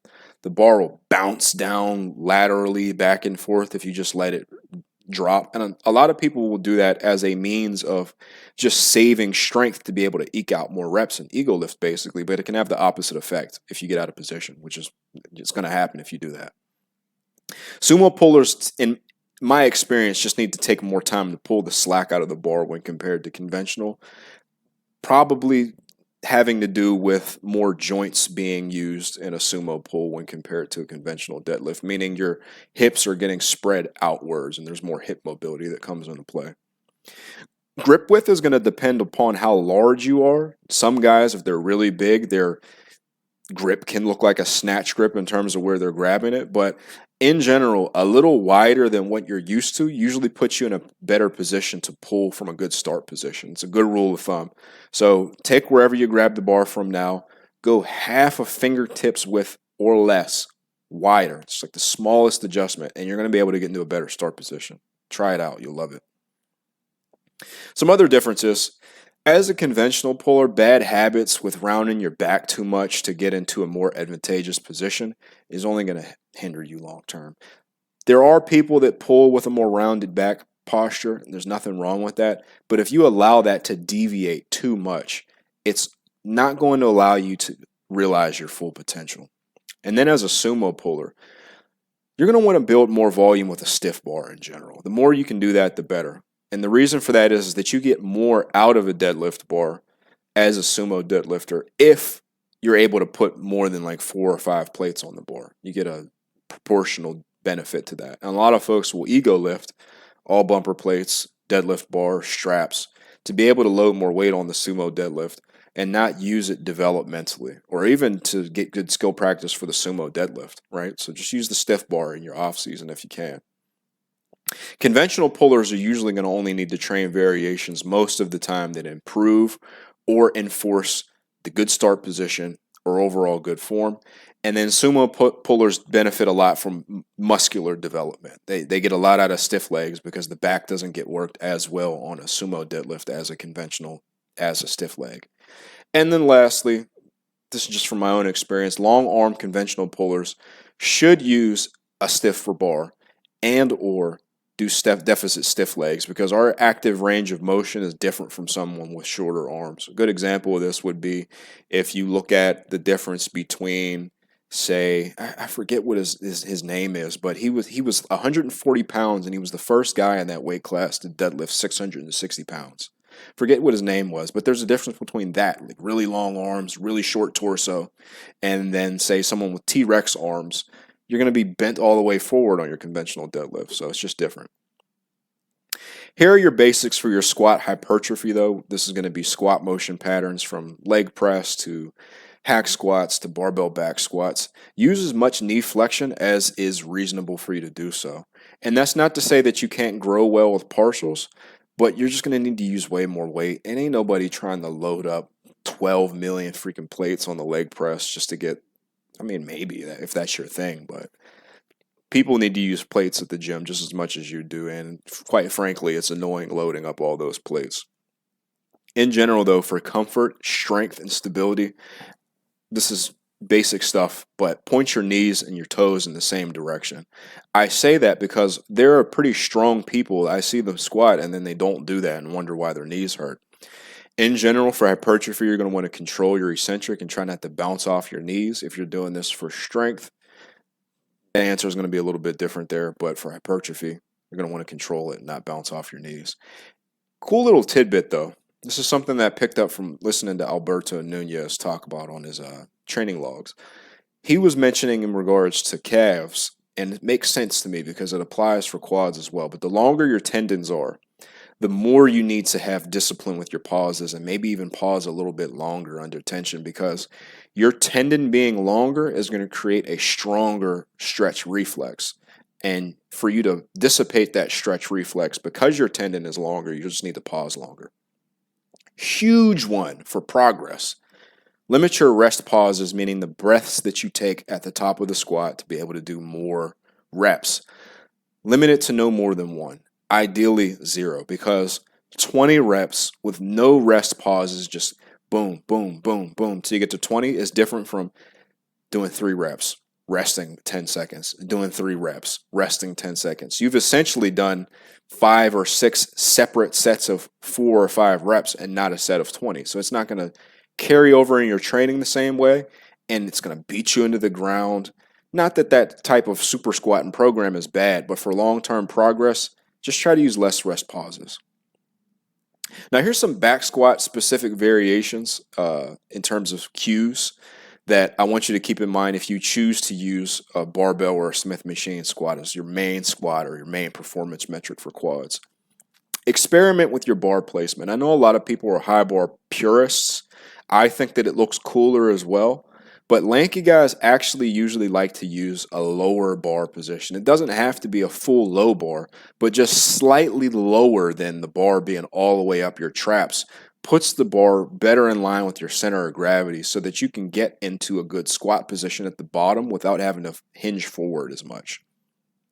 In terms of stability, a lot of folks will pull into the bar, which is you want to create stability from the bar to your hands to your shoulders, and just translates into your hips and in your knees and your ankles and everything. But you don't want to pull with your arms more than you want to pull with your lats, because people get bicep tendonitis from yanking down into the bar. But in general, in terms of elbow position, you're going to put your elbows in your pockets, or break Batman's back off of your freaking neck, bro. You know how Bane broke Batman's back. Say that five times fast. Bane broke Batman's back. I bet you can't do it. In terms of your walkout, though, I see this all the time. Not in really advanced squatters, but for people that are beginner, intermediate, maybe even like the beginning of advanced. They take too many steps on their walkout. It should be one step back, and then one step out to adjust. That's it. And then lastly, pre-tension into the bar before you walk it out. That's super helpful. In terms of squat discipline, when you're using a squat variation, it doesn't lock your back into position, meaning if you're doing like a Smith squat, a free squat, or something in that nature, it can be easy to hinge the weight up.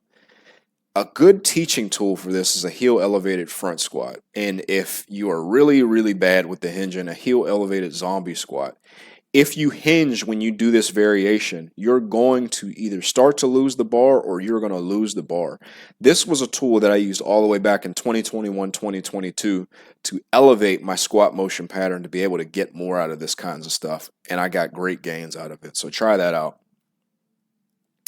Single leg work is pretty simple as well. You're going to load more weights on your working leg than on your back leg. A lot of people will end up making it a bilateral exercise, basically, where it's supposed to be a single leg that you're working. In terms of your rep quality, you're going to want to go slower just to avoid balance issues if you're not doing it on a Smith machine. Use a deficit to get a bigger stretch on the glutes and adductors and quads, and then skip the lockout for Bulgarians if you want to keep your balance a little bit better. I've just found that works really well.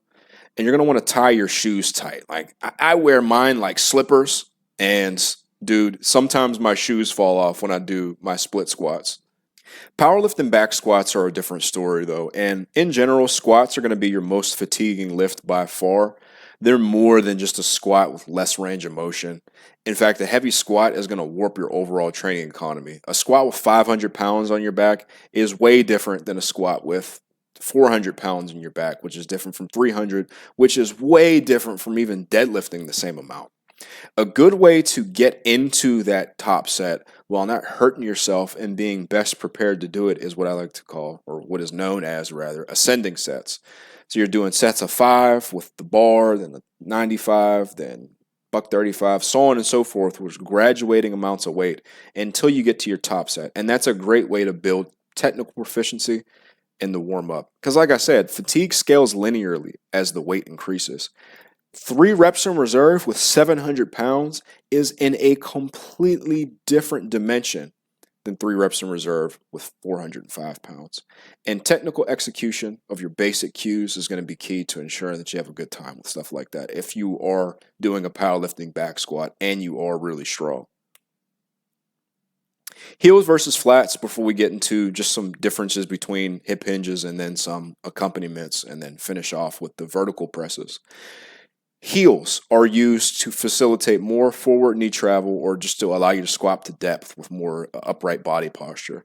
But it does shift your center of gravity. And for some lifters like me, that's awesome. But for others, it can hinder stability and performance, resulting in a net negative, actually. So you're going to want to use the amount of heel elevation that lets you squat more upright or go deeper without hinging. And then there are a couple differences for hip hinges compared to squats in terms of your bracing. The main one just being, how big is your gut? If your gut is big, you have more support at the bottom. And if you have no gut, you have less support. But other than that, it's largely the same. Some useful accompaniments to squat motion patterns. in the totality of a larger program. Safety bar squatting is useful if you do a lot of back squatting. Reason being is the elbows and shoulders can get chewed up on a back squat, and safety squat bar alleviates that. Also, if you're doing a lot of back squatting, it'll chew up your shoulders and elbows for pressing. So it's a good variation to throw in for the same reason. You also want to do, like I said in the very beginning of the video, as much machine work as you reasonably can for your space, meaning what you have access to, because there's more stable, you have less cues to follow, and you can push harder. They're easier to recover from. They also add variety and novelty to your training as well. All of the same ab work of your hip hinges you can include on a squat day. And in addition to this, we can include deficit leg extensions. Constant tension work is really good for getting more out of less weight. If we have a day where perhaps we want to include more squatting just for technique work, but we don't want to use our normal working weights. And then for the same reason, tempo work can not only be good for that, but it can also, just like with the bench press, make our form deficits, meaning ways that we're jacking up our form, it can make it more obvious that we're able to work on it better. And then the best bang for your buck accessory for squats is hip adduction, because the adductors tend to get neglected a lot of the time with regards to the way people squat. But if you isolate them, you're going to develop them maximally. And I've found that it has great carryover for everyone. I mean, I give that freaking variation to everybody.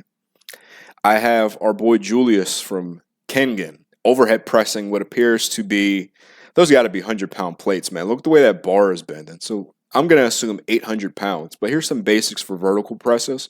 And here's a development that I'm very happy to share with you guys, because I've said in every edition of the Berserk method, I wish I had a stronger overhead press. I wish I had stronger shoulder. I finally stopped freaking crying about it, and I just did the damn thing. More on that specifically later, because that comes into play with getting better at things that you're bad at. But basics for vertical presses. Pausing under tension is a must, even when compared to horizontal presses. And that pausing discipline is going to be far more important for that very reason, because for whatever reason, rep strength when you don't pause does not correlate to long-term progress at all outside of that particular weight. Meaning, if you do touch and go 135 on an overhead press for 12 reps, and you go up to 145 thinking it's about to be easy work, you might only get like 5 reps, bro, sometimes. Adherence to your planned progression is a lot more important as well, because you can't load it as heavily as, say, a bench press. So your overall margin for error is a lot smaller as well, since you have less room to grow. In terms of your grip width, it's more stable if you keep it close. Shoulder width, a little bit outside of it, a little bit inside. You don't want to go super wide because it becomes less stable. And then in terms of bar path, just press as close to your face as possible, because we're either standing up or we're using an incline bench and we're setting it up so that we're vertical. Our center of gravity is going to be pretty much straight up and down, so we want to keep the bar as close to that as possible. Here's some differences between seated and standing press, some real talk for you. Seated is better because it's more stable. It better aligns your shoulders for growth. But the standing looks cooler and it challenges your bracing a lot more. And for most, that makes it an equally important and worthy endeavor. I personally just like seated because it's the sumo deadlift of overhead presses. Anyway, for standing presses, all of the same cues that we just talked about are going to apply. But in addition to that, bracing wise, you're going to flex your legs and your glutes from an slightly outside of shoulder width position to just increase your stability. You're also going to avoid laying back into the spinal erectors as much as you can, because that, one, is going to recruit our spinal erectors, and two, it can elevate your injury risk a little bit, especially if you're not wearing a belt. But then for your seated presses, just set your bench one notch away from being fully vertical. So if 90 degrees is fully vertical, you're going to go to like 80 degrees, and that allows you to better align with your shoulders. This is the king Chad of vertical presses, though, the behind the neck press. And the reason for this is simple. It's a completely strict, straight up and down vertical press. You can't lay back. You can't recruit the upper pecs. It's all shoulder strength. And it's vital for progress in a shoulder pressing program, in my experience now at this point. It's best done with back support and, like I said, fully vertical. And honestly, Do them in a Smith machine to avoid kicking the bar path back in front of you as you fatigue, like you would on a standing overhead press. Honestly, this is pretty common to see if you do it with a barbell, for you to just kick it right back in front of you and turn it into a normal standing press. So do it in a Smith to keep the bar path pretty strict. Overall, though, this is seen as a lift that is potentially dangerous on your shoulders. There's nothing inherently dangerous about bringing your shoulder up and down in line with your center of gravity. So start low weight and then build up sets of 12 or more, and then add load in that parameter until you can. Like I said, Smith machine is the absolute best if you have it. Dumbbells are a good second place. Some useful accompaniments to any vertical press program, like I said, is going to be a seated behind the neck press. That's the most important shoulder exercise on a shoulder pressing day, almost more than the main shoulder press, because it builds the most raw, pure, specific vertical pressing strength. A good exercise as well, because it stretches the heck out of your front delts, is a below parallel weighted dip paused. Hit your shoulders really hard. It hurts in a good way, and it builds lockout strength. And then, just for housekeeping stuff, rear delt work to keep your rear delt strong.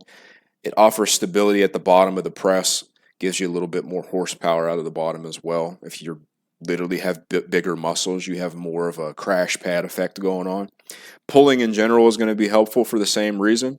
And a favorite of mine for doing this is the chest supported Y raise. I started doing this maybe a couple months ago, so it's not added a lot of growth because I've only been doing it for a couple months, but it works really well. It's easy to set up and it feels good. It knocks two birds out with one stone. Lastly, if you're doing standing presses, your leg raises are going to be good for decompressing that lower back because you are loading it a little bit. Here's some quick talk on how to hit the upper pecs with incline presses. And I got this one along with many, many jewels from the 3DMJ video archive. This is a foolproof cue. And I say foolproof, I annotated it here because foolproof sounds more dignified than saying dummy proof, like you fool versus you dummy. Anyway, all the same horizontal chest press cues are going to apply here. The only difference, and this is something, again, that I started experimenting with the past few months or so, take a closer grip with more tucked elbows and go to a lower touch point as opposed to a higher one like we're taught a lot of the time with more flared elbows. Instead, you're going to keep your elbows tucked and closer in. That creates a bar path that presses us literally into our upper pecs more. And if you have a converging chest press or an incline press machine, those are going to be really good and for a lot the best. And if you aren't bought in, hear me out, humor me. Put one hand on your upper pecs just to feel it contract. Put your opposite arm down as if you're going to press at the bottom. Then press up, maintaining your elbow angle. What's that other hand feeling? You're feeling your upper pecs working. Now, keep your elbow there and then just let your arm flare out. You're going to feel your upper pec completely not contract, bro, like decontract. Now, I'm not saying that feeling the muscle is particularly important most of the time, but if you can literally feel it contract one way and you don't feel it contract the other way, I think that speaks for something. And my upper pecs have actually been getting sore because of doing this. So keep that in mind. Try it out. If you don't like it or if you don't believe in it after you try it, forget about it. But humor me and try it out. But here's the upper chest hierarchy in terms of exercise selections that I want you to go for if you have access to it. All of them are S tier effective, don't get me wrong, but they're just listed mostly in ease of use, basically, to get that cue. Dumbbells are both easy to get the groove and they're accessible to most. Next up would be an incline press machine with neutral handles, so like that plate loaded joint that I told you about. Decline push-ups are pretty decent as well. And then the incline Smith and incline barbell are going to top her off. Horizontal pulling, one of my favorite types of exercises. To start off with, if the question is straps, the answer is yes. I like using chest support preferentially, and this is me coming full circle back to something I used to talk about all the time with doing seal rows. It's evolved more to just using chest support in general because seal rows can kind of be a pain to set up. But use chest support if possible since it's stricter. It cuts out the least stimulating part of the range of motion, which is the top, and it isolates the back the best for that very reason. Here's how the elbows and arm angles play into how the back is worked. Pulling into the belly means you get more lats, and then pulling higher starts to work more traps and more rear delts. Pausing discipline is going to be real important with this. This is something that I'm going to talk about time and time again, whether it's bench press, squats, anything. Pausing discipline is going to be really important just so that because the movement is most stimulating at the bottom, we are going to want to spend more time there. It's the same reason why you pause on the chest on a bench press, because you get the most stimulation there, the weight feels the heaviest there. Cool little trick that you can do really easily, especially with chest support, is to just allow your upper back to round over at the bottom. That's going to smoke your lats. But here's some chest support specific advice for those of us that want to do chest supported rows. I just made a video talking about this. But you're going to want to avoid heaving your low back and your chest off of the bench to get the weight moving out the bottom. You're already cutting out the top. Why are we now cutting out the bottom? It doesn't make sense. But in terms of facilitating a good range of motion, like I said, round your upper back to reach into the eccentric and get that bigger stretch. Flex your pecs and brace your core. This is for folks that feel like they can't breathe or they feel like they're getting crushed when they do chest supported rows. Use them big old pecs that you built up and brace your core a little bit. It'll keep you protected. And then use the lowest incline on the bench that you can while still locking out the arms at the bottom.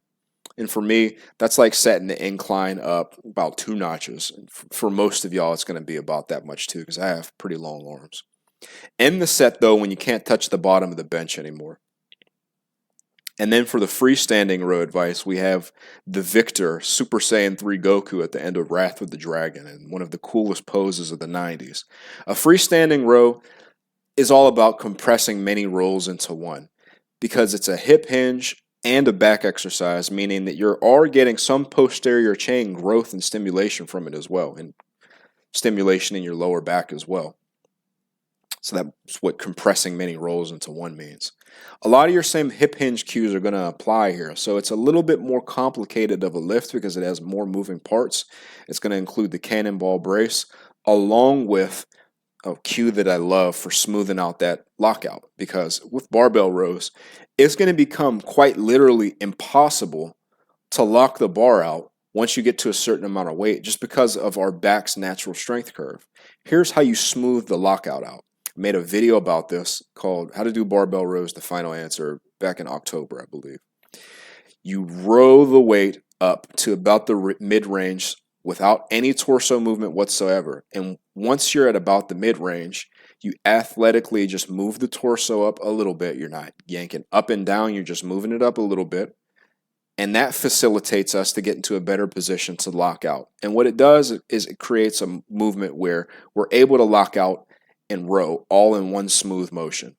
Now, form discipline with that is everything. And I want you to check out that video after you watch this one. But if you can't do it well, or you're just not going to do it well, just do a chest supported row, because this is more of an advanced exercise.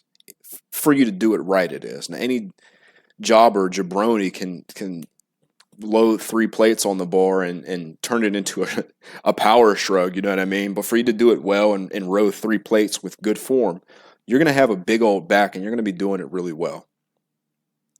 Now, here's some useful accompaniments before we get into our vertical pulls and then finish up with our bicep isolation. But some useful accompaniments are going to be your single arm dumbbell rows with your strict form. It generally allows you to round your upper back, and then it smooths the strength curve out because you're using your obliques to round out the top as opposed to just moving your torso up and down.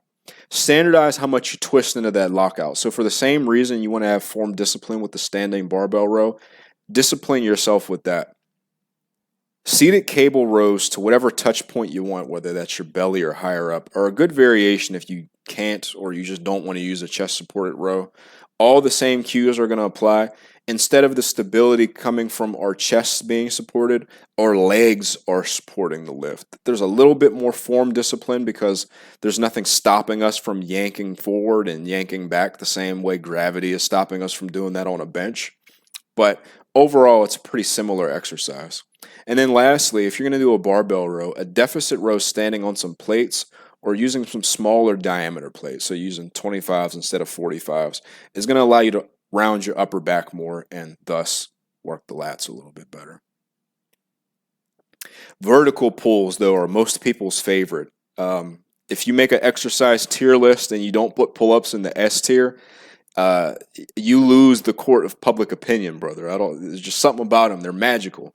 But all of the same form discipline from rows is going to apply here as well, because you can do a vertical pull equally as it has the same areas of opportunity as a row, I should say.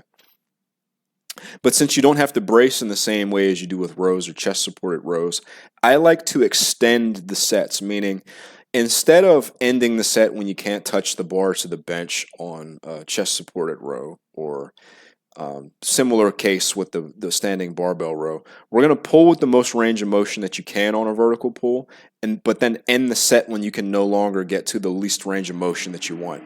And for most people, that's going to mean pull into the chest, and then you pull to the bottom of the chin, and then you pull to the nose, and then you pull to the eyes, and then you cut the set there. That is amazing.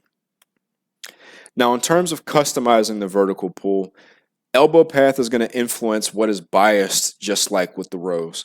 But there's a few classes of overall vertical pull that come into play, starting with what I call the gangsta lean pulls, and I got that from Chris Jones. Just think a wide grip pull down where you lean back at the bottom. Then you do your rounded thoracic pulls, think your L-sit pull-ups, your rack chins. Your diagonal pulls are like lat pull down, sitting further back.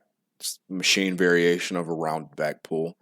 And then lastly is your true vertical pull, and so think your behind the neck pull downs. The gangsta lean is really good for load exposure, so I like working it because it's going to holistically work the upper back muscles and overall allow for you to pull a lot of weight. You can either start with a lean back position or lean back into an agreed upon level of leaned position, meaning you have some discipline with how far you go back. I really like doing a heavy top set like this and then a more surgical set, so like behind the neck pull downs for my volume. So that's for our lat pull down enjoyers. But like I said, the set stops when we can't pull to our nose or to our eyes anymore, just like we said. We pull as low as possible. Now, your rounded thoracic pulls are going to be more for lower lats, so they're more surgical. And that includes like L-sit pull-ups and rack chins. And it's accompanied by a neutral grip and then a tight elbow path. That allows us to dig into the lat. So elbows to pockets or elbows to hips is just a phrase to keep in mind. I do think between the two of these, though, calisthenics-wise, rack chins are better just because they're loadable, they're more stable, and they're regressible. And the set ends when you can't reach your desired range of motion, just like with the pull downs. And when it comes to diagonal pull downs, like I said, they're just a machine version of the exact same type of movement. True vertical pulls, I think, are the coolest looking of the bunch, and they come with some unique benefits. This is your behind the neck pull downs. The unique benefit is that it works your teres major a lot more than those other variations. It favors partial ranges of motion really well. They all do to an extent, but this one especially. But mostly it's really easy on the elbows, and it's the lightest in terms of loading out of all of them, which contributes to that as well. I like using this on days where I have already gone really heavy on my biceps and where doing a heavier lat pull down might over fatigue them a little bit. I like to come in with this because they're also easy on the tendons. Here's some pull-up specific cues for you to use if you like to use weighted pull-ups as your main performance metric. For best practice, I like to say don't just pull up, but pull up and in. Because you pull up and in, it's going to decrease the difficulty of each rep as opposed to if you just pulled up. In addition to that, you want to pull slack into the bar just like you would on a deadlift. So you want to feel the weight in your hands before you just descend into the first rep. And then last but not least, to stop the plates from swinging back and forth and messing up your stability, point your toes straight up and then kick your heels into your plates. I got that from street lifting. Now here's our boy, Tokita Oma, preacher curling 495 freaking pounds. I wish I was this guy, bro. Not only because he's got that cool hair, but he's preacher curling 500 freaking pounds. And it looks like he's rowing it or curling it for cardio reps, bro. He's sweating. He's completely stoic, bro. Anyway, glaze aside, bicep curl basics. Here's some good rules of thumb. Flexing the triceps at the bottom to get a full stretch is a good default, but it's not always needed depending upon the variation. So like a standing barbell curl or dumbbell curl, you actually don't have any loading at the bottom. So it's good just to practice the overall cue for you to be able to transfer to other movements, but it's not always needed all the time. The same thing for like a spider curl for the same reason, because it's most loaded at the top. In terms of the shoulders raising, some people have preferences with regards to this. I don't think that that's wrong if you want to keep that particular standard of form, but it is true that the shoulders attach into the bicep. So raising the shoulders is just going to allow them to contract harder, your biceps. So I think it's fine as long as you standardize what you're doing, right? So a curl where you're not flexing the shoulder is different from a curl where you are. It's just something to keep in mind. In terms of rep consistency, try to keep a neutral wrist position, especially if you have longer arms and or thinner wrists, of which I have both. It just helps with the bar's center of gravity not shifting mid-rep, which can throw you off when you're fatiguing. Overall, though, a good rule of thumb is pause where you have most of the tension. And this comes into play with our age-old debate of stretchy curls versus squeezy curls. A lot of people argue, are incline curls best, or is it spider curls, or is it your Bayesian curls, or what? Here's the thing. You're going to do all of them more than likely. Too much of any of these is not good, right? It's not the best, rather. It's fine. I mean, you do any curl, your biceps are going to get bigger if you get stronger at it. But using a little bit of each is going to come with the most maximal benefits, because spider curls are good for facilitating blood flow and promoting elbow health on top of growing muscle. You don't get those same benefits in movements where it's not hardest at the top like it is for a spider curl. Your mid-range curls, like your standing dumbbell curl, or your stricter variation of like a dumbbell curl where you're standing with your back to a wall and you're letting your arms drag behind your back, it's good for building up a surplus of strength, particularly in the mid-range, which is going to let you grind on all of these variations. And then lastly, your stretchy and your highly stable curls like your preachers are the best overall performance metric because they're the most stable. They are loaded at the stretch position. But all of those other curls are going to get used for the simple fact that they develop physical qualities that are not used in like preacher curls and Bayesian curls and incline curls. Here are some benefits to doing your curls if you happen to be a guy that just skips your curls generally. They drive blood flow to your elbows, which is a benefit for pressers and squatters in terms of recovery. A bigger bicep is going to mean more stable pressing in general. So if you like bench press or dips or anything of that nature, bigger bicep means more stability. A bigger bicep means more pulling strength on your rows and things of that nature.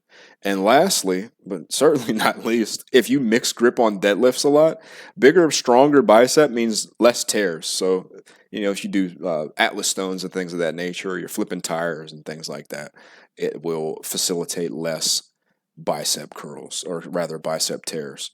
So just do a couple curls you don't hate, and it'll treat you well, dude. Just believe me, okay?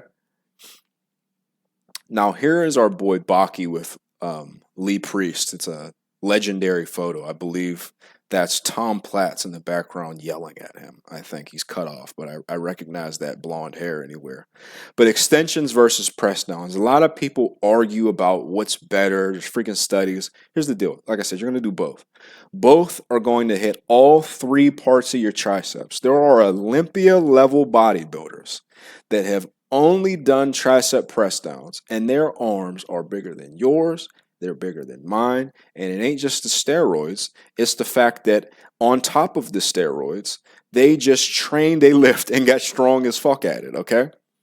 However, it is true that the extensions do a better job at hitting the long head of your triceps. So if you're in the interest of working a specific part of your triceps or bringing it up, this is where it starts to come into play. Or press downs have better carryover to like your bench press and your overhead press and things of that nature, which is another consideration. But from pure, like, I don't know which one to pick. If you pick one, you didn't pick wrong. It's just things to keep in mind. Your long head of your tricep is the biggest part of it, though. So if you want to hit that preferentially, you're going to do your extensions, which is like your French press, your cable overhead extensions, and things of that nature. So in general, they're going to be a larger performance metric for general size, but your press downs are going to be a great accompaniment to a pressing workout. Here's some press down basics though. Depress your shoulders, meaning like we talked about with the bench, put them in your pocket and bring them down and keep them there as much as is possible. And then start with the handle low so your abs don't have to crunch to get the weight to where it needs to go to start, and so that you don't have to work very hard to keep yourself braced throughout the set. Drag the bar up your body on the eccentric and pause. And then press straight down and pause. So you're pausing at the top and at the bottom. Those cues are going to make so that other muscles don't get kicked into the lift. And overall, it increases your consistency rep to rep as well. And then with extensions, you're just going to choose an overhead extension that you like.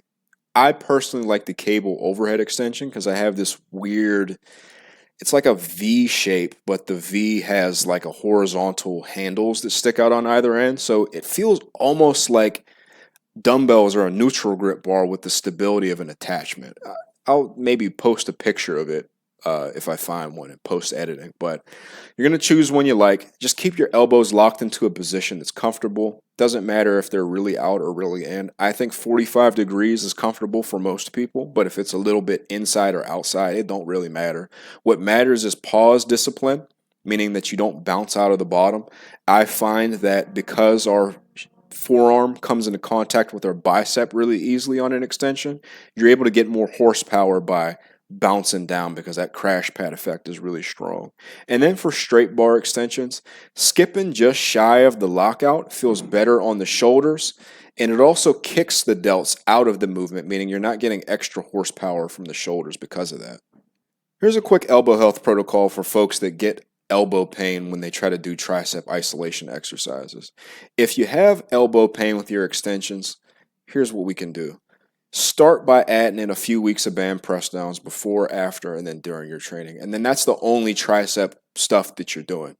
After a few weeks of progressing the reps and sets on that with a band, you're then going to add in a cable rope press down, progressing load and weight, start it light, load it over time, work in a higher rep range, get good blood flow, and then keep doing the band press downs in addition to that. Then you're going to add in another day of press downs, but this time you're going to have one of them be a straight bar, and you're going to keep doing the band press downs before, during, and after, just like how we started off with. Finally, you're going to add in rope extensions, and then from there you'll have noticed that the pain is either completely subsided or it is vastly, vastly improved. Blood flow at the end of the day is going to be king and motion is lotion. And you need to relatively deload and decompress and de-stress from whatever it is that is causing the pain. And then build up your body's capacity to move from there. Here's a quick rapid fire on the shoulder isolation and then the leg stuff before we wrap up the chapter and move on to how to coach yourself at the gym. But shoulder isolation, I'm going to keep it simple, man. Do it with back or chest support because it keeps it strict. It's stable. It's just fun to do that way. You look jacked and you look cool when you do it that way. And what you're going to focus on more than anything with your internal cueing is just focusing on feeling tension than moving the most weight or even using perfect form. Whatever form that you can use where you can feel your delts working is the form that you're going to want to use. And they're pretty straightforward other than that, bro. You're just moving your arm up and down or front to back if you're working your rear delts. But something that can be helpful for isolating your rear or side delts, depending upon, is again, just depressing your shoulder blades, putting them into your pockets. And that may be more useful for advanced lifters because, let's be honest, we're doing that to kick our traps out of the movement. And if you're just starting off with the gym, you don't have overdeveloped traps, bro. You want to get all the traps you can, so just do it however is most comfortable for you naturally. But in general, medium reps and medium weights are going to be used most effectively for this as opposed to overloading with weight and then swinging or going really dainty and light with the weights and going really high with the reps. Last but not least, some leg isolation basics and then some golden tidbits that we didn't cover. For leg extensions, use some yoga blocks to increase the range of motion. They're selling this new, I think it's called a Husla, Husla leg extension pad, if you're curious to look it up after this, that extends the range of motion on your leg extensions. I'm not sure how much that costs, but gyms usually already have yoga blocks, so you can use that. It's going to give you a deeper stretch and allow you to work the quads on the leg extensions a lot better. The same thing goes with the lying leg curls. You can use some padding under your hips. I usually take a couple of yoga mats, put them on top of like a bumper plate, like a 10 or 25 or something, just to make it so that the plate isn't smashing into my family jewels and my legs and whatnot, to make it more comfortable, just because it increases the end range of motion. And that's helpful specifically on your lying hamstring curls. Pausing in general at the top of your lying hamstring curls is going to allow you to feel them in a way that I guarantee you haven't before if you happen to not like that movement very much. Now, yoga blocks in general are going to help increase your hack squat range of motion as well, and this gets into more of the miscellaneous tidbits and not leg isolation, but it's going to increase the range of motion for the same reason. If you have a belt squat machine, supinating your grip on the support handle is going to remove a lot of upper body assistance, which I'm very much someone that needs to do, because otherwise I will absolutely use my big back to pull me up. You know what I'm saying? Dead stops on your leg press are going to be really effective, not only just for overall rep consistency, but preventing you from bouncing out of the bottom, but also building a lot of strength and going through a full range of motion and knowing that you're getting the exact same range of motion each time because you're dead stopping. And then last but not least, a lot of folks don't do this, but it goes without saying, if you're going to do a leg press, use lower back padding, so like a couple yoga mats or a yoga block, and then pull your butt into the chair to keep your lower back protected, please. Wrapping up the chapter, that one was pretty substantive. I am thinking that that's every cue that I can possibly share with you. There might be a couple that I didn't fully download from my brain, but that's most of them. Come back to this section as needed, but overall, keep in mind you want to keep a good standard of form, and then you're going to want to get as strong as possible. Which leads us into chapter 4 of 5, how to coach yourself at the gym. All right, fellas, it's time for a 101 on self-coaching at the gym. It's all founded upon showing up outside of the gym. So go back to chapter 2 for the outside of the gym habits if you need it. But I'm going to teach you how to have good expectations with your rate of progress that don't turn you into a doomer, but also give you confidence in your training if you're not adding weight and not adding reps. There are other signs that your training is still doing what it needs to. I'll show you how to follow your plan closely, how to motivate yourself, how to logbook effectively, and how to do housekeeping to maintain these things. Last but not least, there's some time management things that we all mess up on. I'll show you how to do that. And then I'll show you some ways to time your stimulants if you like using caffeine, because there is a way that you should use those things. But the first step of any of those things is to find a good program. Make your adjustments and then just do the program. I recommend my Raider program for most people who are beginner or intermediate, or one of my other programs on Boostcamp, but find a program and just do it, get to work. Here's something that I think is going to be helpful for most, and that being your rate of progress accountability checklist.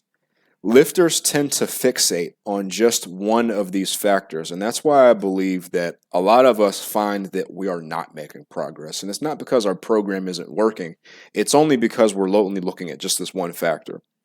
Your surface level progress is going to be what's obvious, which is more reps, more weights, or more volume. Surface level progress is great, but it is not the end-all be-all. Refining technique, generally training hard at a high level, those two things also produce growth. Put it to you this way. If you bench 315 once, have you unlocked all of the growth that you will ever get from benching 315, or are you unable to grow from benching 315 ever again in your life? That's it. If you've worded it to yourself like that, yeah, I can grow more with 315. Training at a high level at that 315 level is going to grow you just as much as adding weight or adding reps or adding volume. Equally heavy work getting done in 3 minutes instead of 5 minutes means gains as well, meaning you're getting in the same work with less time to recover between sets. Track your good, your bad, and your normal strength levels. Any one of those things, including your bad days getting stronger on average, means that your program is doing exactly what it needs to, which means gains. Here's another checklist for you in terms of accountability, and confidence. Should I deviate from my plan? And this is just a simple series of self-guided questions to keep you on track. Am I progressing with the prescribed volume? See this slide. If you are, then that's good. Are the prescribed exercises hitting all the muscles that I want to train? So yes, for those people that want to isolate your teres major, your chest supported row is hitting most muscles in your back. So there's no need to add another one if you're already working it with something else on that day.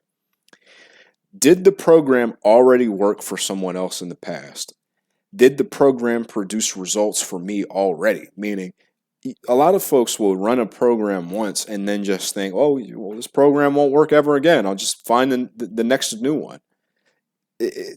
Logic shows that if it works the first time, it's going to work the second and third time with adjustments over time, but it's not going to just stop working. Is the program time efficient? And lastly, if I'm not recovering, am I doing my best outside the gym to facilitate that? And for that, you're just going to refer back to chapter 2 with your outside of the gym habits. Something that's really helpful in addition to those checklists is just identifying your greatest anxiety with training. And we all have one. You're going to want to rationalize it, though, by referring back to your prior 2 checklists. A lot of training anxieties end up being the biggest thing, like our biggest hater, our biggest limiter of progress, ends up being what we're most anxious about in terms of our training. And for a lot of us, it's expectations. Expectations that we need to improve by this amount, or we're not good enough, or we need to improve by this amount, or it's just not working, or we need to improve by this amount, or we need to change something. Those insecurities are never not going to exist, but if you master your response to them, it's only going to make you stronger, not only mentally, but physically as you continue to break through your limitations. Courage, confidence, and competence, the 3 C's. I mentioned it at the beginning, I'm mentioning it now. Those are your best weapons. Ultra Instinct Goku, I didn't mean to do this, but he moves and fights without relying on anything but instinct. And that's a good way to think of how you want to be, like completely master your body. Creating good in the gym habits is just as important as creating good outside of the gym habits. And just like with a lot of this stuff, some of it is going to come easy to you. Some good habits are recording your sets, especially on new exercises. You're going to logbook your sets and reps, meaning you say what you did and how many you did. Logbook how you felt, how things looked, and if you can improve something. Just generally staying on your feet, like an object at rest tends to stay at rest, the object in motion tends to stay in motion. That applies here as well. And that's helped me stay really engaged with my training, stay off my phone. Phone goes on D&D in general, but it'll help you stay more engaged. Don't be a hero, though, when you go to the gym. And by that meaning, if you are coming in and you're supposed to do 300 pounds for 3 sets of 8, don't do 315 pounds or try to for 3 sets of 8 just because you feel like you should load 315 instead of 300. Load 300. Do what your program says. Don't be a hero. And know how to accept your outcomes no matter what they are, win, lose, or draw. And here's how you put that into perspective. You're good, you're bad, and just your normal sessions, your everyday sessions. Most sessions should be meh. They should be normal. Some of them are going to be great, and some of them are going to be bad. Knowing how to identify the cause of each is really important for helping you conceptualize and compartmentalize how you feel about each of them. Great sessions in general are always going to come after you've decayed fatigue. No matter what that may be, that is why you have sessions that feel amazing.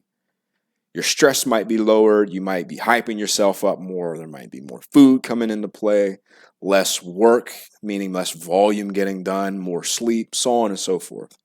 Normal sessions just mean your program is doing what it's supposed to and should be the norm if you're following your outside the gym habits. If you're having more bad than good, examine those outside of the gym habits. More bad than normal, rather. And lastly, bad sessions are always going to come when fatigue is heightened, no matter why that may be, whether that's less sleep, more stress, less food, going too heavy too often, being a hero, or just not following a good outside of the gym process, not being hydrated, things of that nature. Here's the champion mindset. And as of making this video, this is something that I've talked about time and time again, but Brock Lesnar put it really well to his daughter with regards to how you should feel about these type of things. So this is how I'm going to phrase it here, because I thought it was really brilliant how he voiced it. You want to take whatever your outcome is, sit with it, pack it up, and move on. You shouldn't be upset that most sessions are just normal. You shouldn't get too cocky because you had an amazing session. And you shouldn't be upset if you lose sometimes. All those things are going to happen. You just accept them for what they are. Sitting with those things means knowing why they happened, what you can do to change it, what's in your control to change it, and then moving on. You just pack it up and move on to the next. You do your best next time. If that means you have 3 great sessions in a row, that's just what it is. If you have 3 normal sessions, a good session, and 2 bad sessions, it is what it is. But try to make sure that it's just consistent overall and that you learn from those mistakes. They're just areas of opportunity. They are not necessarily bad sessions. Normal is just going to mean the plan is working as intended. Good means, how can I make sure that this happens again? Like if I can just take a deload here, I can have a great workout again. And then lastly, if you have a bad session, what is the easiest way, the lowest hanging fruit that I can pick to prevent this from happening again? For a lot of folks, it's sleep, stress, eating, following those outside of the gym variables. Low hanging fruits in general, not even just with bad sessions, just with overall doing things to improve yourself in the easiest fashion, are the most important thing next to creating momentum in general with your training, because they create mental momentum. They give you new challenges to overcome, increasing your interest in your program, your buy-in with your overall process and your training, and always doing the simplest and easiest thing to improve is going to make you a more complete lifter, because you're going to have a lot less weak points if you're constantly evaluating how you can most easily improve yourself. Usually for a lot of us, our areas of opportunity are outside of the gym. So that's the guy that goes to the gym 5 days a week, does all the good compound movements, follows a decent program, but you talk to him and it's like, yeah, dude, I worked all day. I did 20,000 steps at work in the sun all day, and I ate 2,000 calories because I'm trying to be shredded. Dude, you need to eat. You need to drink some freaking water. That's why you're not bench pressing more. But in general, as a rule of thumb, you're always going to want to go for the easiest win, because the idea is to snowball that win into another win, into another win, into another one. And that's what keeps us mentally bought into our training. Training logbooking is a good way to evaluate all of this stuff with that 10,000 foot view, and it's your holy grail of gains. I have all of my recent training logs. I keep them all in my backpack with me. So I can go back, and most of the stuff I log, I can go back and tell you exactly what I did on each day, exactly how I felt. But at a general level, you're going to want to record your sets, your reps, your exercises, and your weights. That's the bare minimum. You're going to want to keep track of pain levels if you have any tweaks, or if something felt weird, how you connect with your movement, how your form felt, how it looked, and how you can improve upon it. How does one movement seem to affect the next? Meaning, if you do bench press and then curls, it feels pretty good. But if you do bench press and then dips, it doesn't feel as good. So let's sandwich the curls between the dips and the bench press. You see what I'm saying? Lastly, how fatigued are you after the session, and what days are you most consistently fatigued on / the least fatigued? Because that can infer where you place most of your efforts at. If you find that you're most fatigued on Sunday because you had work on Saturday because you worked 12 hours that day, you're not going to put your most important, biggest session on Sunday. You may put it on Thursday where you had 2 days off. You see what I'm saying? But in terms of logbooking, with all those things being said, beating the books is an addictive process. Here's the limitation to that, though. Adding reps and weight in a vacuum is fun. Don't get me wrong. I love writing in my logbook that, yeah, I added 8 reps. Fuck yeah. But your big win of the day sometimes is just going to be a repeat session, meaning you're training at the same intensity. Your big win of the day might just be improved form.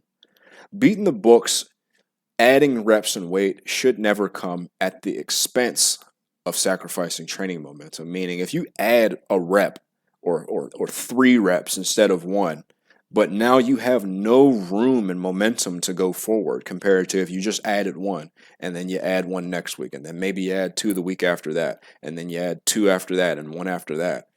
You've now cumulatively, I'm no mathematician, but I think those numbers all add up to 6. 6 is more than 3 last I checked. Again, I'm no mathematician, okay, but 6 is more than 3. Here's an example of an average log booking. It's okay. It has some good stuff with some areas of opportunity. Barbell back squat. He has the sets, reps, weight. He notated that all reps went below parallel and the session felt good. It's okay. Like I said, you have the sets, reps, weight, a rough idea of the form and how the session went overall. It went good.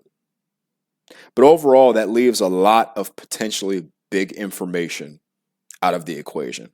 We can feel like there's no room for improvement if we don't see where we have room for improvement because we're not taking note of things, right? Here's a better example of that. The same reps, weight, sets. He wrote all reps are below parallel, bounced off of knees on last few reps each set. There was no rest pauses, unlike last session. His reps looked fast, but the less felt tougher. And then next session, he's going to aim for 7s across without bouncing off of his knees. So he's going to do the same total number of reps, just one less rep on the first set and one more on the last. He's not going to bounce off his knees. You know exactly how his form was. He audits the form and he gives himself a goal that's achievable to shoot for next time. That is far more coachable, and that's a great log booking example. And that's the type of stuff you want to put in your log book. Here's the power of gamifying your training in your logbook, though. You're going to want to do this for mostly things that are low-hanging fruits or things that, quite frankly, that you hate, that you otherwise just would skip or not do in general. This is where you can have fun with what you do. So it's best employed when something, like I said, is new, and anything will grow you from it. All of these things are good long-term strategies. However, they're best employed when you're new and you're improving neurally faster. Rest pauses are really good. Cluster sets are really good. Doing like a total reps in X amount of time. Like how many total reps can I do before I fall beneath 5? Basically, I like doing that for pull-ups. Drop sets are also really good. But all of these things should still fall in line with the framework of your program. Those are just a few examples that I like. But any way to add mini games to your training also increases buy-in, and it's something that you can logbook as well. Outside of the gym, logbooking is very simple, but it's also comprehensive and, again, helps us audit what we're doing better so that we can't just say, well, yeah, I'm doing everything I need to outside of the gym. What did you logbook it? How many steps did you get in? I don't know. I get my steps in every day. You ask me that for it. Well, how many did you get in? I don't know. And it turns out you only did 6,000 instead of 10. You think you drank 3 liters of water and you drank 1.5. You think you ate 3,000 calories instead of 2,000. You think you ate 200 grams of protein and you ate 150. You think you're getting good quality meals on average because you had a meal with vegetables in it, but you see you're eating Pop-Tarts most of the time. You see what I'm saying? So it's step count, hydration, calories, protein, and did you eat well? Those are simple things to just check yes or no to. Did I hit my goals or did I not? Did I get 10,000 or did I not? I want to talk a little bit about fear of missing out because it's a silent but deadly aspect of the fitness community. Taking advice is great, but like I said, it should always come with that 10,000 foot view. We should be looking at it broadly. And in what context we consume the information is very important. So we want to ask ourselves a couple simple questions. In what context are we seeing someone do this?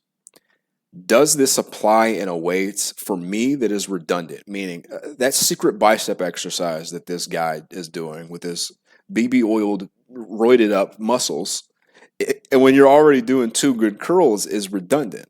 If you're already doing the 2 good curls and you're getting stronger and you're doing everything you need to outside the gym, it at best is just something you can do later on down the line, but you have no sense of urgency to do it now. Another example, if you include this, why end up just doing too much? And usually, if you're following a well-written program, the answer is usually yes, because most well-written programs are crafted in such a way where you can customize within the framework, but if you start throwing in underground pools and gazebos and barns and little add-ons to your proverbial house, you're going to start doing too much, man, and it's going to be hard or impossible to recover from. And then lastly, when it comes to fear of missing out, is this thing that I'm being presented with, is it one of my low-hanging fruits? If the answer is no, why are we doing it? Just something to keep in mind. Lastly, accept what you can't change. This comes down to our leverages. We talked a little bit about it in the exercise mastery chapter. We'll talk about it a little bit here. But a lot of things that people think they're cursed with are actually huge benefits. So chief among them being long arms and short tendons. You're going to be a slow starter. You're going to be skinny and rarely when you start freaking going to the weight room. But you have massive potential for growth because you have full muscle bellies and your limbs are long. When you fill out, dude, you're going to be massive. This is where you have dudes with freaking 20-inch arms easily. But if you're short and stocky, that's a good thing too because you're going to fill out quicker. You'll get bigger and stronger faster. Some guys, they start out frail and skinny, but then when they get developed, they find that they can stay really lean and build muscle with a leaner body composition than other people can. There's a lot of genetic advantages to things that people perceive as curses. I made an entire video about it. Maybe I'll make another one, but there are advantages, whether aesthetic or performance-based, for most people, things that most people think that they're cursed with overall, just to leave it at that. But here's a quick housekeeping checklist to tie it all off before we get into the mindset stuff and then the time management. This is going to keep your fire burning, and every so often when you go through this checklist, it's going to keep you accountable. So one, how is training going? You just review your logbooks. I'm increasing in reps. It's going good. Everything's looking good with the form, the injuries, looking good. What were my biggest challenges? This is going to infer what you can do in the future to improve and what you can do better. What did I succeed at the most? So you want to give yourself credit on things that you did really well or things that just overall you're finding that you're good at versus other things. What are some new things that have caught my eye? This is where those pieces of advice that where we used our 10,000 foot view to go and say that we don't need it now, but maybe we can do it in the future. We'll go ahead and maybe incorporate that into the next cycle of our training program. Lastly, what low-hanging fruits have you missed? What low-hanging fruits did you either ignore because you didn't want to be seen lifting quote-unquote light weights, or just did you ignore because you didn't want to work on something you were bad at? Learn how to train without caffeine first so that you can enhance your training with caffeine. Proper hydration and sleep are going to beat caffeine 9, 10 times out of 10. Unless you just use a lot of it and it's like for a specific heavy session, then it can add a super maximal benefit. And that's really what we should be using it for. Caffeine is most useful when you have sessions that are particularly difficult that you need to potentiate this performance with. Don't drink it on your off days. Take a week off after each training block. And then, like I said, a week off if you find that you just are too reliant on it. And then keep in mind that late night caffeine is usually a net negative. So for example, I'll give you an example. Let's just say you have a 5-day training split and you have 2 heavy sessions. On those heavy sessions, you'll use caffeine, and then the other 3 you just don't, or you use less. It's just simple as that. You just time your stimulant intake. And then when you have sections of your program where everything is heavy, you use it a little bit more. But then after that, you pull back on it, basically. Here's a mindset golden tidbit that I like to use to keep myself invested in my training. Give yourself a little training arc, like the kids like to say. Stay humble in the beginning, meaning I like to say that, I'm just staying out the way and depositing my pennies, bro. I'm just chipping away. I'm just stacking my bricks. That's all. I have that mindset while I'm building up in my program, while I'm building up volume. This keeps the hype low, and it keeps you focused on the work in front of you, the rep in front of you. I don't even listen to music at the beginning of a training program, bro. I'm just going to be honest with you. You don't have to take it that far, but it's an idea to keep in mind. Where you want to extend is towards the ends of the program, where you've already laid the foundation. You've already proved it to yourself that you can do the work. Let's prove it to yourself that you can finish strong. And hype helps us push hard despite building fatigue. So it almost makes more sense to employ it when we need it most. All of that helps you put up your best performance. So in the beginning, just focus on the work in front of you. And towards the end, then that's when you can start to hype yourself up. Here's something that I've learned in building up my weak overhead press to being a strong shoulder press and having strong shoulders. Approaching something that you're bad at mentally in an appropriate manner is very important. The first run of your program should be completely devoid and divorced of expectations, meaning you're focusing more on laying a foundation of performance, following the program to a T, following it well, and then laying something that you can look back on and improve upon. The next run of your program is where you should base it more around improving each corresponding session from your round one of the program in some form or fashion, meaning doing more reps, more weight, hitting the weight easier with better form, hitting weights heavier earlier in the program while still maintaining your momentum. And overall, this is how I improved my shoulder press, and it's no longer a weak point. So for example, what that'll look like is if on week one, you hit 3x10 with 135, on week one of the second run of your program, so you're rerunning the program and you're using 140 pounds, then that's when you want to improve your total reps or your form and things of that nature. And then you correspond that from week 2 to week 2, week 3 to week 3, so on and so forth. Some time efficiency strategies that everybody could benefit from. So this is very important. Keep your warm-ups fast-paced and specific to whatever you're doing. So like, for example, I've talked about this before, but if you're doing a bench press workout or any pressing workout, doing your higher rep dumbbell presses before that will warm you up, but it will also over-prepare your tissues for being able to work because you're going through more range of motion than you're going to be working with. So you're super prepared for what you're about to do, and it's also specific. Keep your rest times moderate and then increase it as needed within the parameters that you're given. So if you're given 2 to 5 or 2 to 4 or whatever range of minutes to take for rest, take the least amount of time as often as possible. That adds up. So if you have 20 sets in a workout, that adds up. So let's just say you take 5 on every set instead of 3.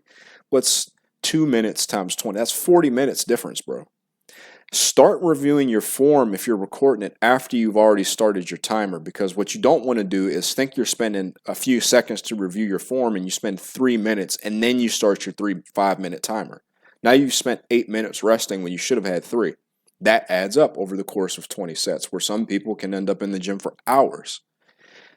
Also, you're going to want to begin to prepare mentally for your next set 30 seconds before your timer even goes off, because again, setup time is also time that we're spending at the gym that seems small, but again, over a 20 set workout, it adds up, and all of that stuff adds up. Where even if it's 1 minute of time saved on a 20 set workout, that's 20 minutes. That's the difference between being in the gym for an hour and a half and being in the gym for an hour 10.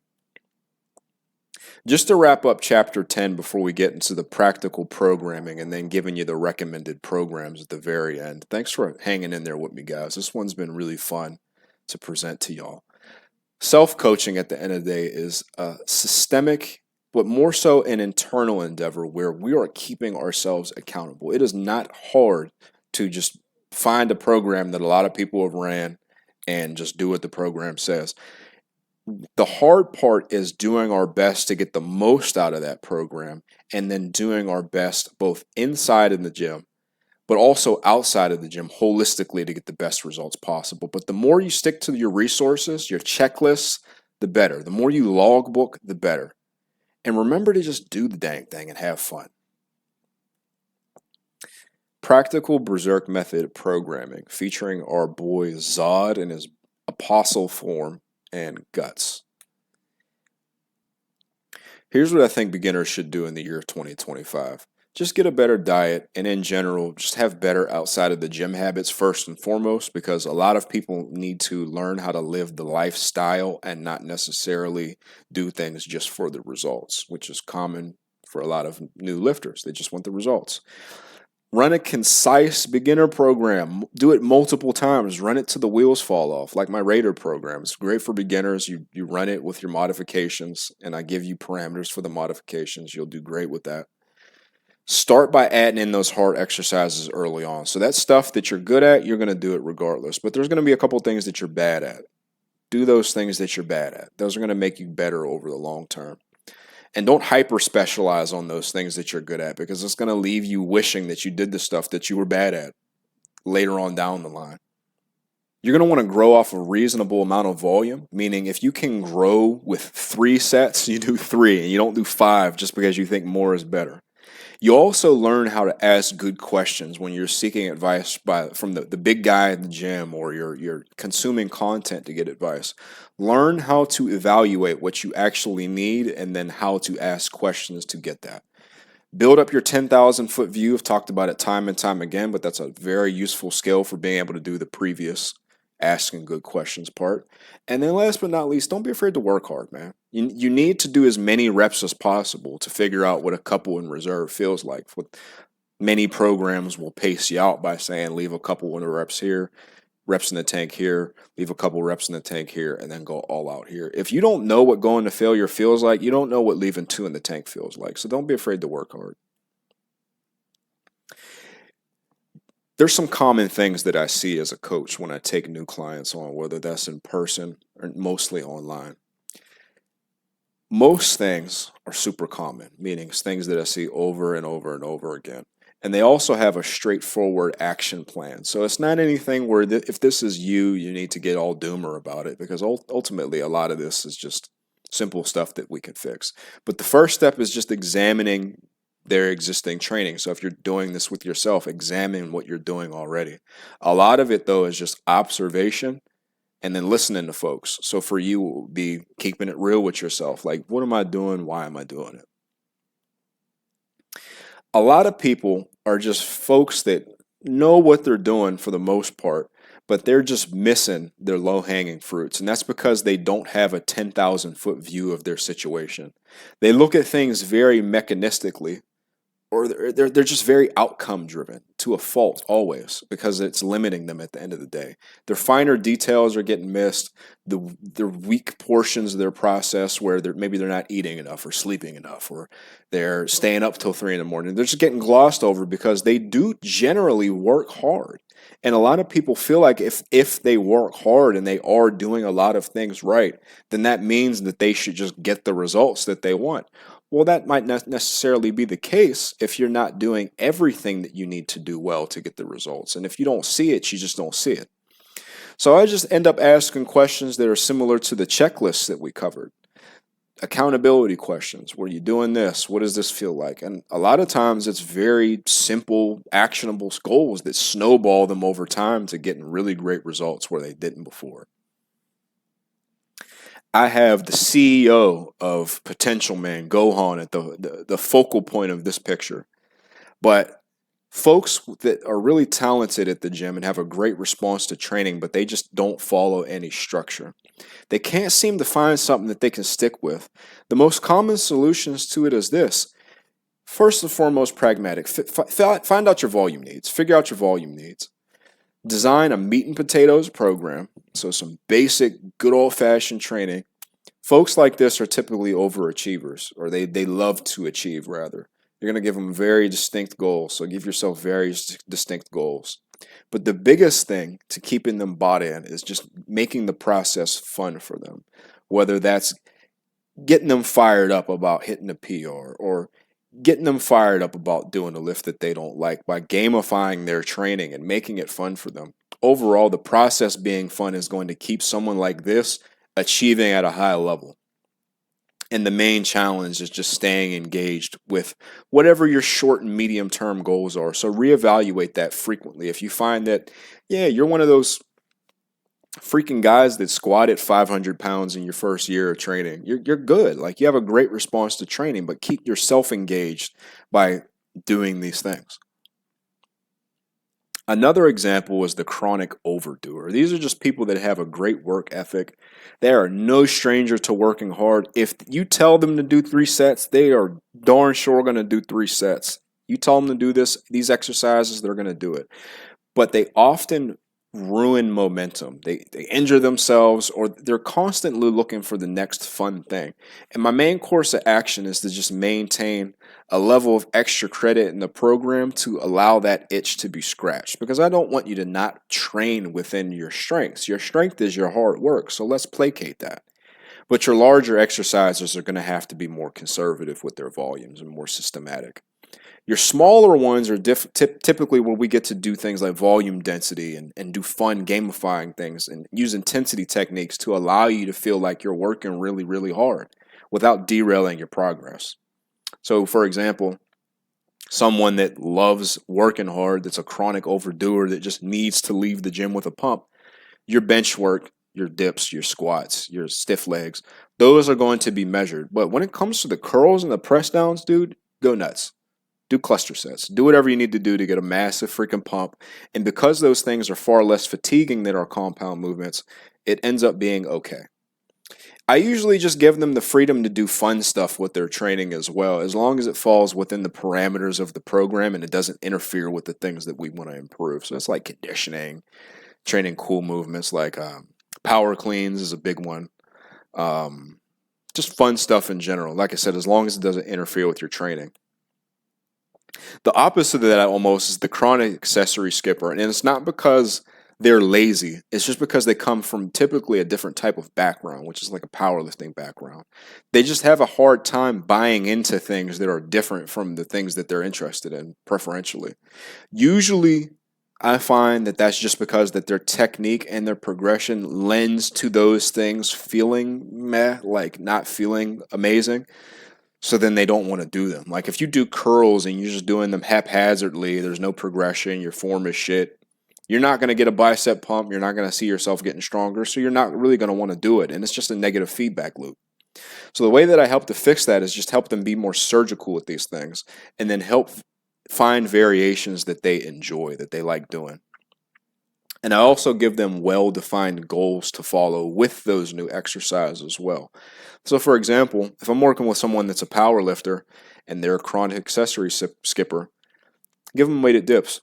For some reason, power lifters love freaking weighted dips. They see SSJ Bob hit a freaking weighted dip PR, everybody want to start doing weighted dips again. Give them weighted dips. Give them like a cool curl that makes their arm look big because it's flattening out their arm and making their arm look all jacked. Yeah, give them that curl and then show them how to do it. We always leave room to experiment as well on top of that, on top of all of those things. So we need to leave some form of freedom for them to be able to find things that they like on top of the things that I suggest and help them improve in. The chronic overthinker is the most challenging one if you are also someone that feels like you need to be right. Me personally, dude, at the end of the day, you're paying me to help you. I don't care about being right. I care about you getting your results. So let's just get to it. They're very knowledgeable, which means that they know exactly what they need to do, but they may lack the experience to solve the problems in a simple way. Meaning, you know that dude that just freaking, they make 2 plus 2 fish, they just make it complicated. They say, well, why 2 plus 2 and why not 3 plus 1? You know how Jordan Peterson freaking he literally asked this dude, what do you mean by what? What do you mean by do? What do you mean by, like, bro, just answer the question. Anyway, I tend to express simple solutions, not authoritatively, but in a matter of fact way of speaking to where there isn't room for interpretation. And then you just extend the willingness to accept their feedback. Now, how you can apply this to yourself is that if you pause your benches and increases stimulation on your pecs, you just do it. And then you accept the fact that it is either going to do that or it's not going to do that, regardless of how you feel about it. You're just willing to accept the feedback and take it accordingly. If that's you as well, fall back on your checklist. A lot of this overthinking stuff comes into play with anxiety. I need to do the best thing possible. I need to be perfect. I need to get great results. We need to be objective as possible and fall back on those checklists that we mentioned all the way back in the last chapter. Very rarely is the answer to your problem at the end of the day going to be super complicated unless you're injured or you're like a world-class athlete. And then finally, before we get to the momentum masterclass on training momentum and how to build it, preserve it, save it if you squander it, the chronic tinkerer. This is someone that just they've been at it for a long time. To an extent, I feel like I'm a chronic tinkerer if I'm just left to my own devices with my training. This is someone that knows exactly what they're doing, has actually done it at a good level, has obtained great results, but their rate of progress on something is slower because they just change things around too often. Now, this year, I've gotten out of that a lot. Like, I'm not really changing my program unless I absolutely need to. How I tend to do this is that I just tend to lay out training with clearly defined phases and borders, meaning this shall be that. It ain't going to be nothing else besides that. But I also make it very clear that we're going to do this in phases to where that thing that you're interested in trying, that you think might have a benefit, we're going to do that at a later date here. But for right now, we need to work on this. And that is so effective for keeping people that love changing things that are otherwise great at what they do on the ball and on point. At the head of everything is just the expectation, like I said, that if you are told to do freaking this exercise, bro, you do that.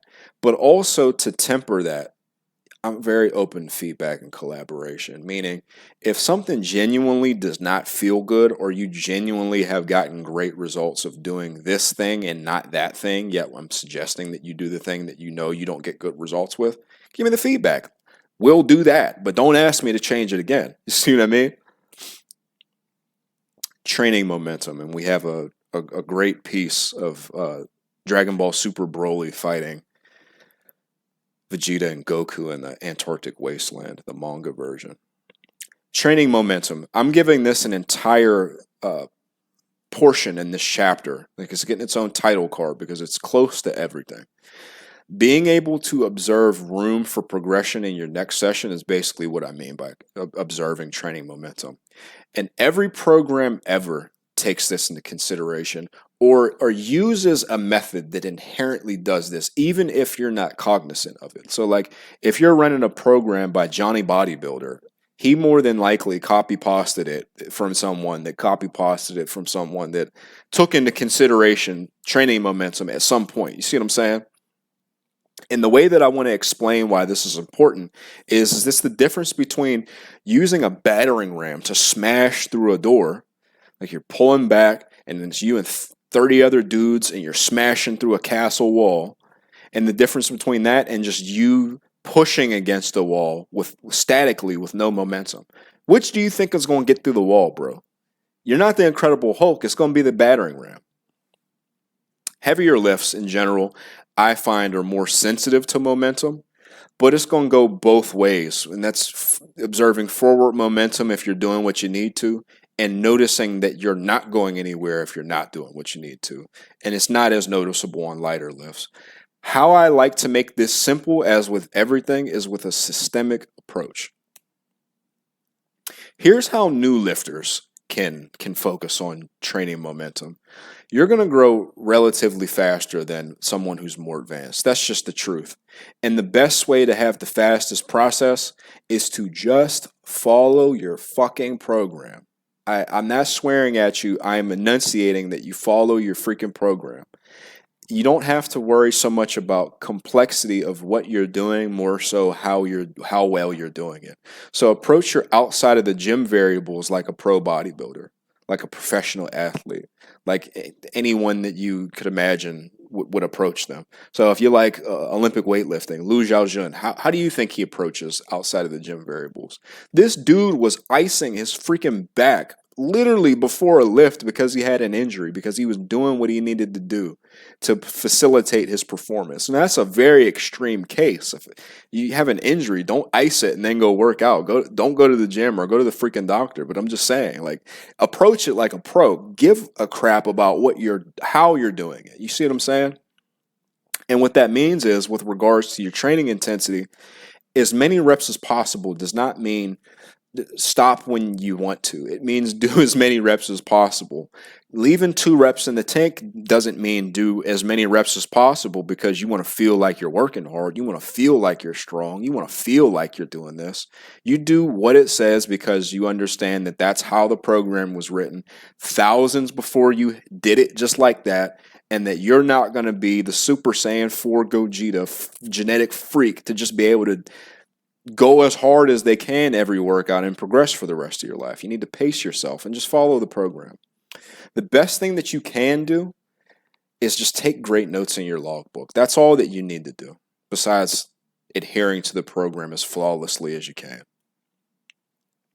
But here's the truth of the matter. New lifters are going to end up ruining their momentum or halting it in some manner.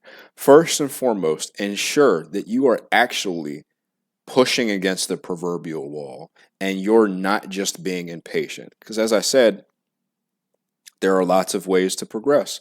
And some folks, I shit you not, someone, and you know, like, I don't get mad when people say these things. It's just something that I feel needs to be stated time and time again, and it will never not be good for people to hear. A fella came to me maybe last year or a few months ago, but it stood out to me because of what was said. He came to me saying that he wasn't making progress in his training program. What could I do to help him? So I asked him a couple of questions. I said, yeah, sure, no problem, dude. What's up? What's going on? What are you doing already? How are you liking it? You know, things of that nature. And I got to the topic of, you know, how many reps did you add to this, or how much weight did you add to this? Well, I added 3 reps over the last couple workouts, and overall I've added 25 pounds to it. And I'm like, dude, you're making progress. What do you mean?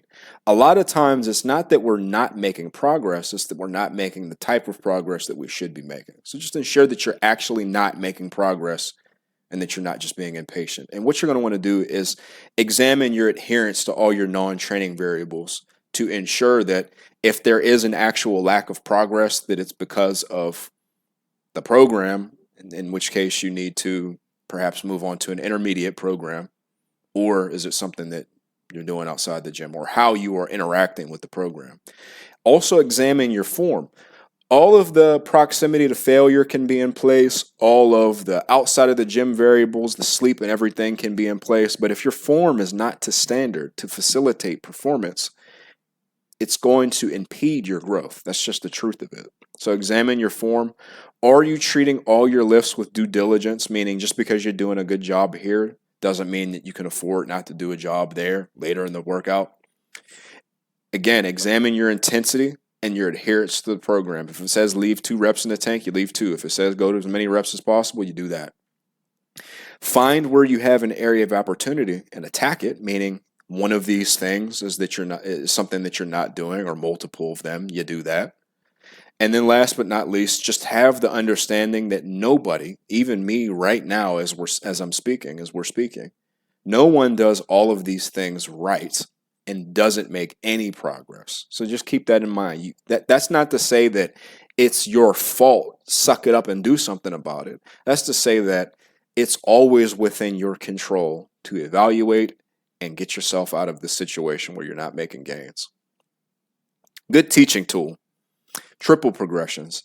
This is the very first thing. I even teach regular PT clients this, like regular ass people, like your grandma, your dog. It's good for your cousin that hasn't worked out since high school. It's good for everybody because it teaches you forward momentum in a way that just arbitrarily makes sense. You push forward, you pull back. It's a microcosm of what we're talking about. It's great for beginners on most lifts, and it's real simple. You just progress in reps, rep quality, then weight, you rinse and repeat. Here's an example. I'm not going to read it. But if you want a specific example, all my programs use this system. It's even great for advanced lifters on things like curls and smaller lifts. We'll use other progression models for bigger lifts when you're more advanced. But in general, a triple progression is the foundation of everything. You are always going to use it. Here's what momentum can look like in terms of facilitating it for intermediate lifters.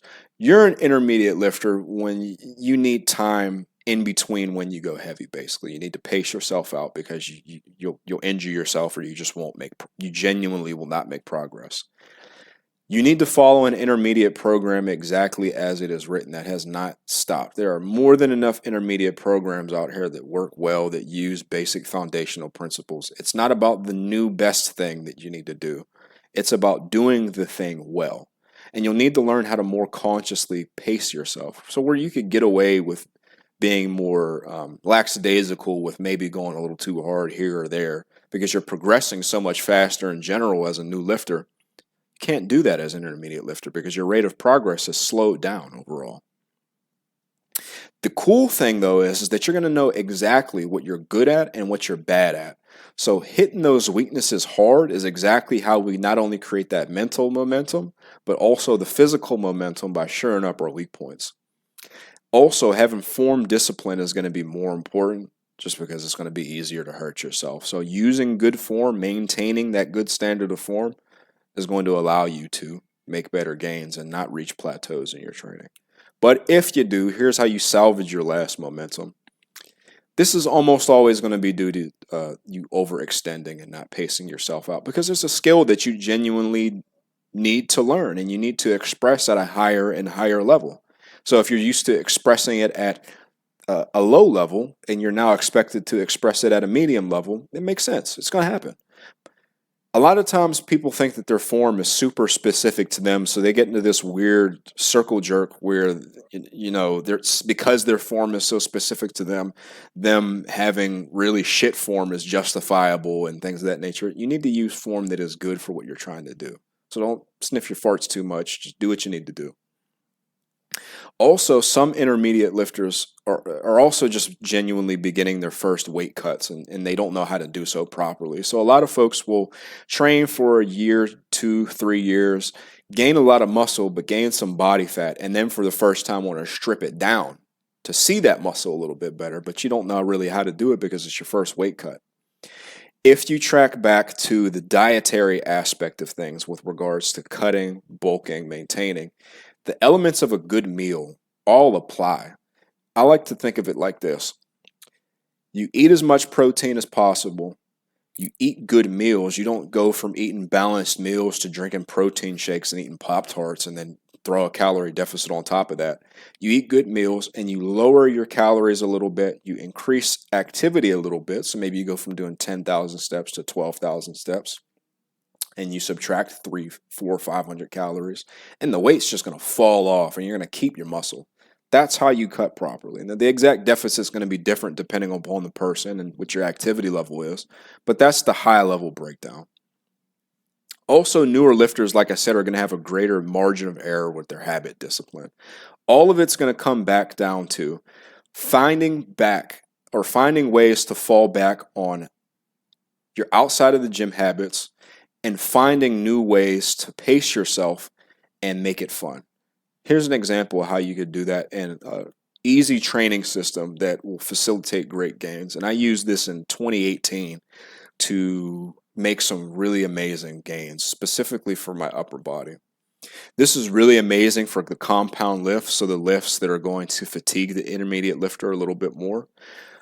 At a high level, step loading is a great teaching tool because it teaches you how to space things out as an intermediate lifter.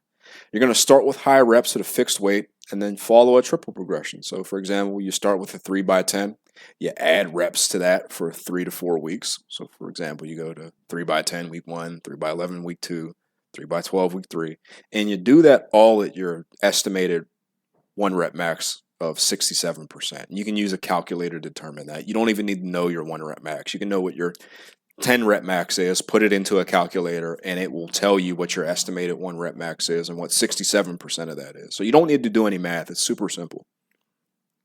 But every 4 weeks, after you've built that volume, you're going to drop the rep range and then add some weight. So what this can look like is going from 10s to 8s to 6s.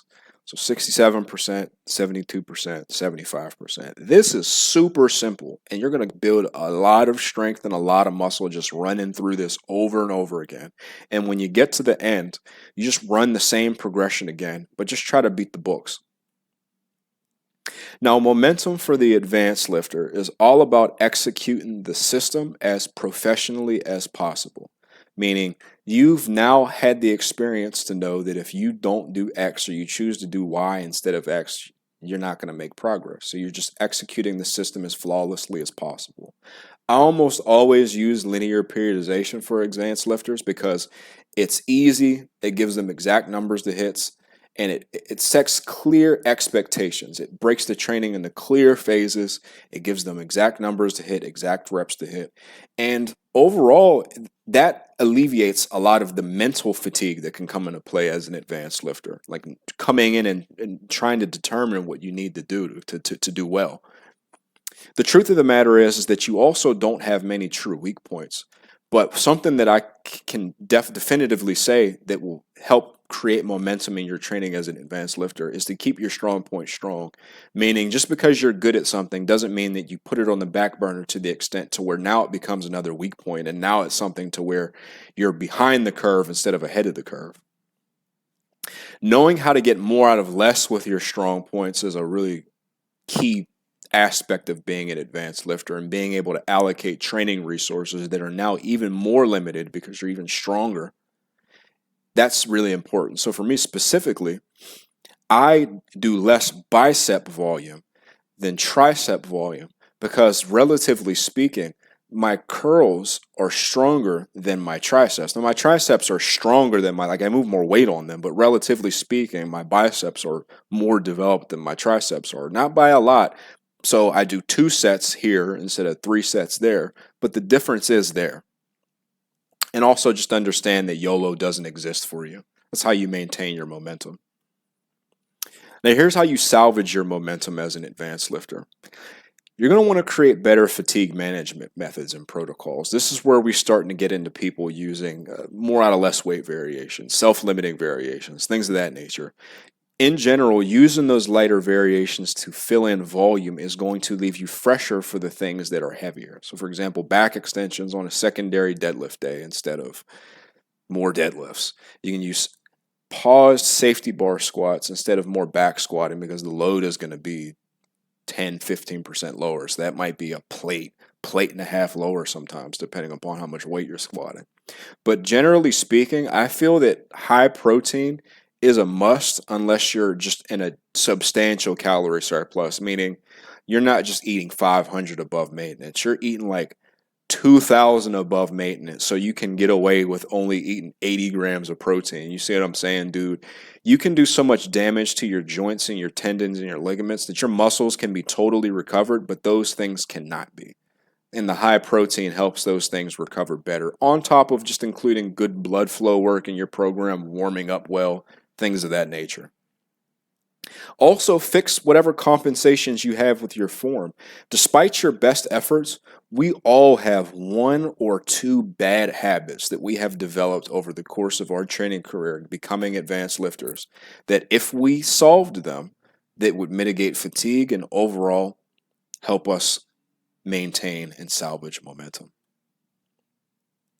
Like I said, linear periodization is going to be best for most because it gives us exact numbers to work with, takes out all the guesswork, compared to just trying to guess what you need to do based upon RPE. So this will work really well for folks that can do that, and I absolutely use this as well.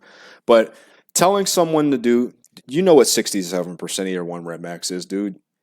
I have it already calculated out for you. You're going to do that, and you're going to do these many reps. That's different from saying work up to a top set with 2 reps in reserve. A lot of people don't know what the fuck to do with that.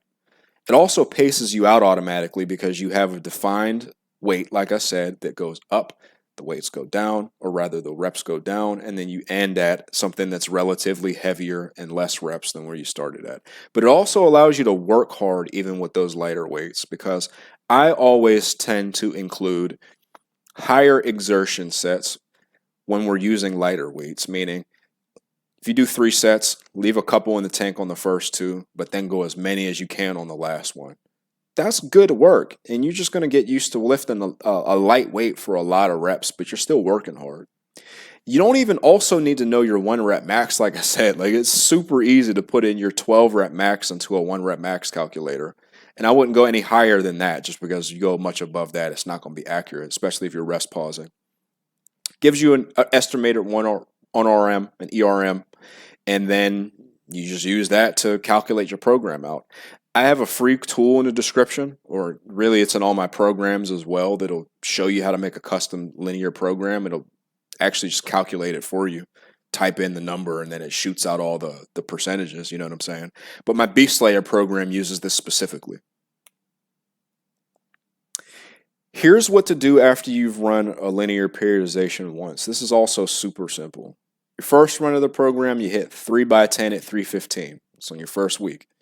On your second run of the program, you aim to improve the 3x10. And you can do that with more weight, better form, more reps. We covered that. And you just rinse and repeat it. Meaning on week 2 to week 2, you just aim to improve it under those parameters. Week 3 to week 3, you aim to improve it under those parameters.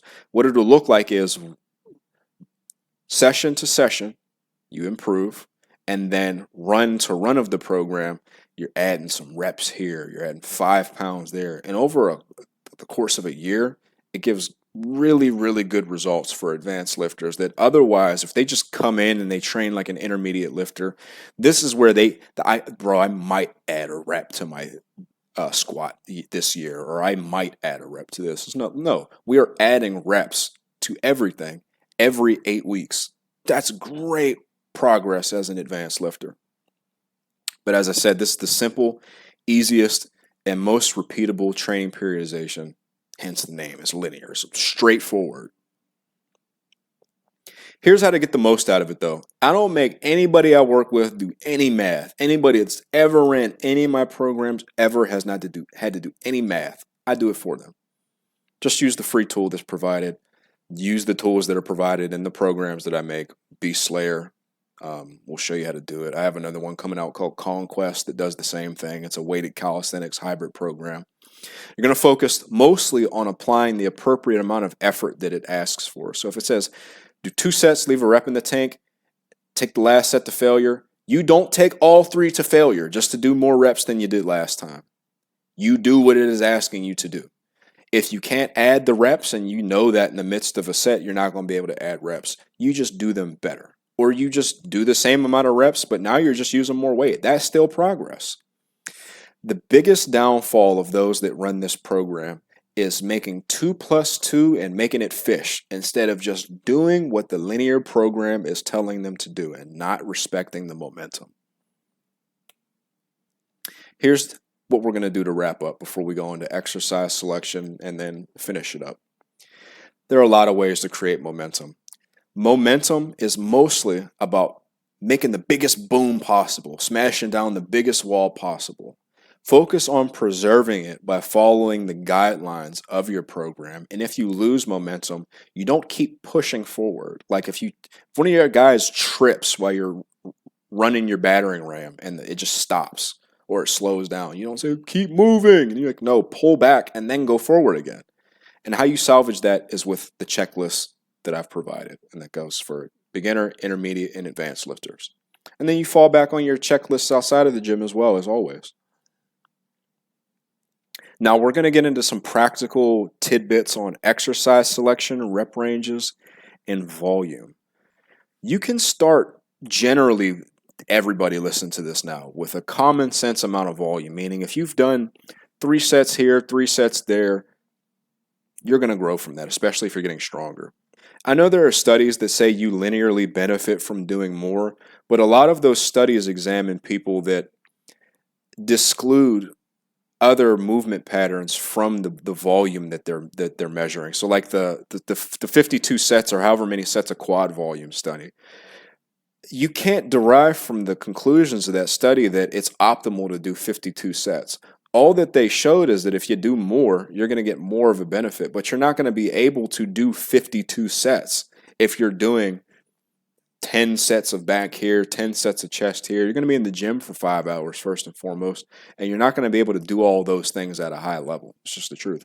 You could evidently, you can do that many leg sets in one workout, but you're not going to be able to do that and then everything else that you need to grow. And the truth of the matter is that programs are formulated in a way for you to be able to get the min-maxed the results from the amount of volume that they're giving you. Meaning, yeah, you could benefit from adding 10 more sets, but each one of those sets is going to give 0.5% benefit, which technically means, yes, you are getting more of a benefit, but is it worth it? A lot of the times the answer is no. That's just the practical truth. It's up to interpretation of how far you want to take that logical conclusion, but that's what's been my experience. If you're not progressing with your prescribed volumes, though, your first solution based upon that isn't just to pile on more. And for that, we can just refer back to the prior checklist that we went through in chapters 2 and 3. But you're going to end up doing more generally overall with time. But most do too much too soon because of those studies that say do 52 sets of legs, you'll increase linearly. And the people that publish those studies don't even actually tell you to do that. They're just saying what they measured, and then they give prescriptions based upon that. And they'll tell you, yeah, you can't do 52 sets of legs in a workout, dude. All this is saying that is we tested up to 52 sets in a workout, and he got more out of it. But that doesn't mean that it's practical for you to do more in the totality of your program, is what they say. But add a set when you've checked all of those other boxes, basically. Another thing that we're talking about a lot in the fitness community right now is rep ranges. Everybody's talking about 4 to 8 reps on everything only.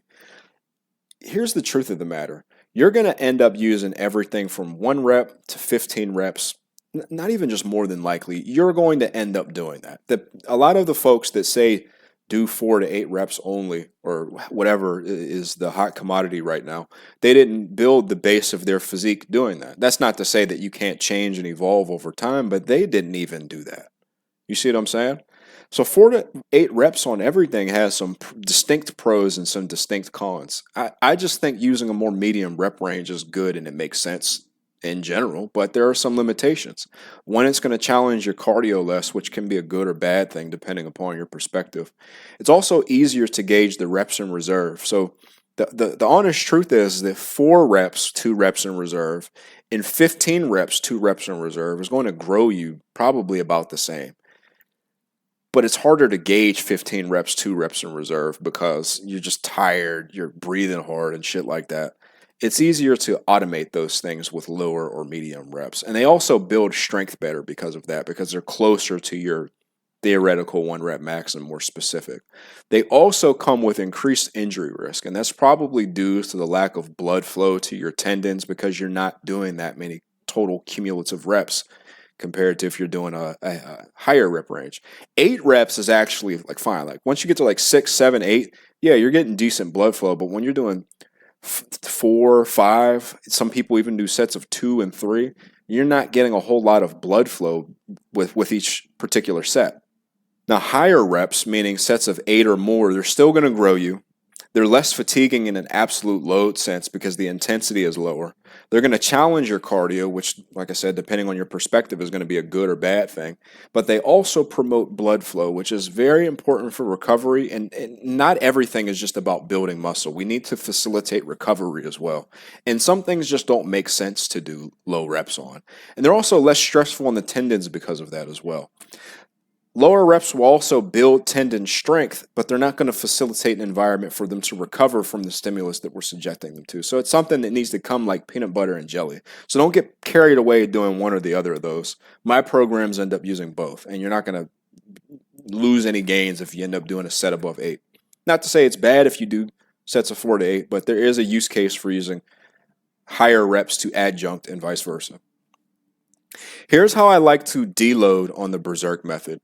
You're either going to take time off for your holidays, your birthdays, or whatever automatically. So I don't really believe in taking full weeks off from the gym unless you just want to mentally. That's upon you.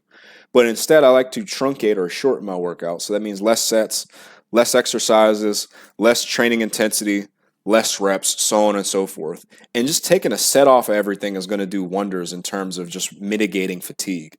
And that's already pre-programmed in a lot of my programs, by the way. Take any additional deloads as needed, but like I said, just doing those things alone is going to help you lower your fatigue a ton and facilitate those great gym days that we talked about earlier. One of the last things that we're going to cover today is performance metrics, and more specifically, how to pick them. So performance metrics are going to be key lifts that you use to track your progress, but you're going to want to pick them as is appropriate for your space, meaning don't decide that you're going to do hack squats if your hack squat is always in use all day, every day. Maybe you pick the Smith machine squat.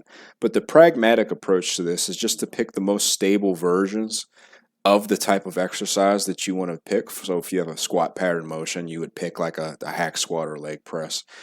Those things also have low learning curves, which is why we do that as well. So it's easier to maintain a standard of form on top of just learning how to do it well.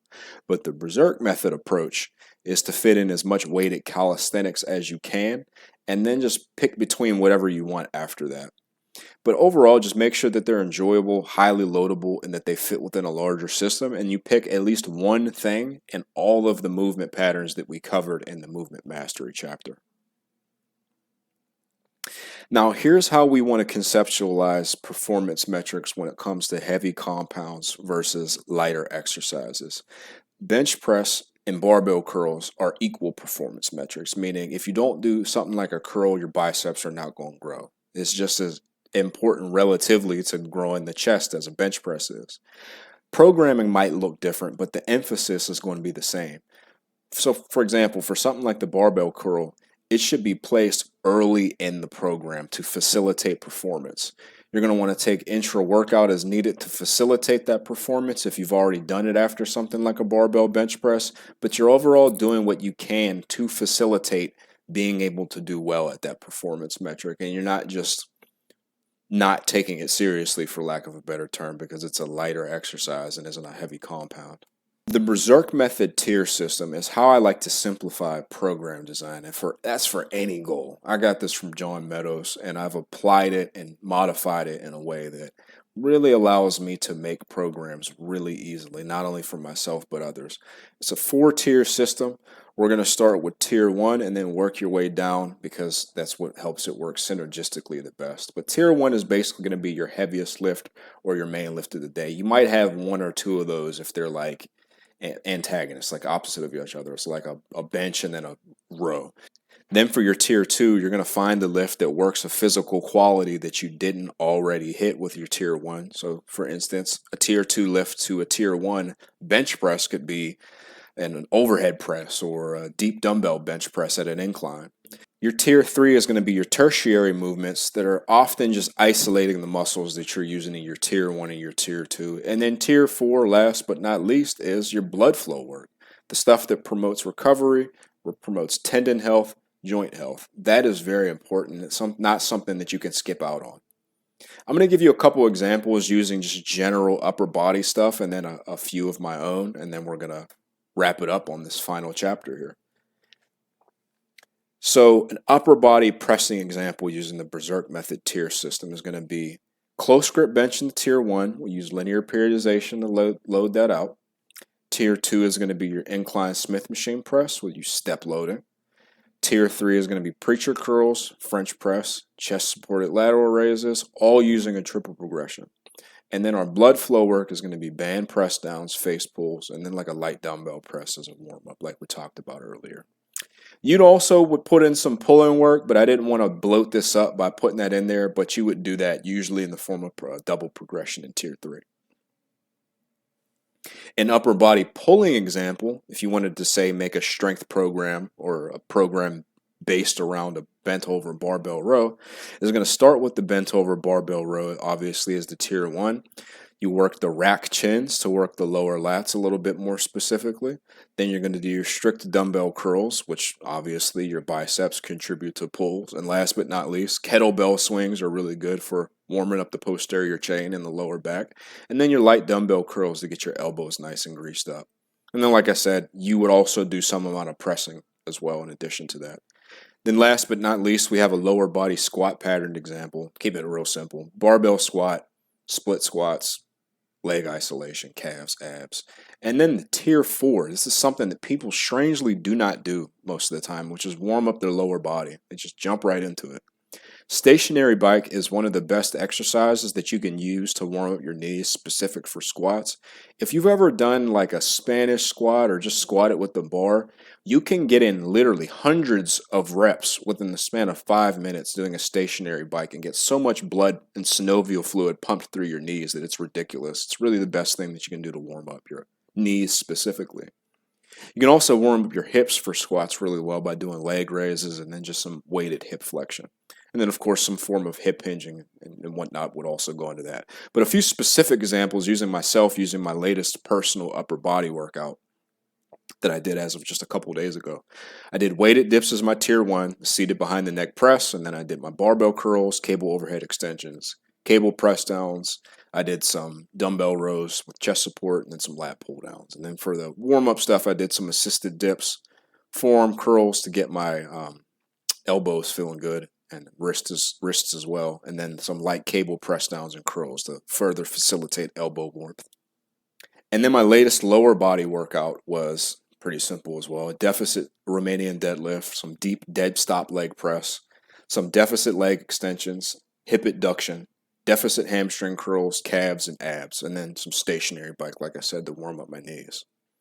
And then here's my vertical pressing workout. I made plenty training vlogs, but here's an example for you to refer to if you need it. Seated shoulder press is my main performance metric of the day on my tier 1, but then I also do weighted pull-ups as a tier 1 on that day as well.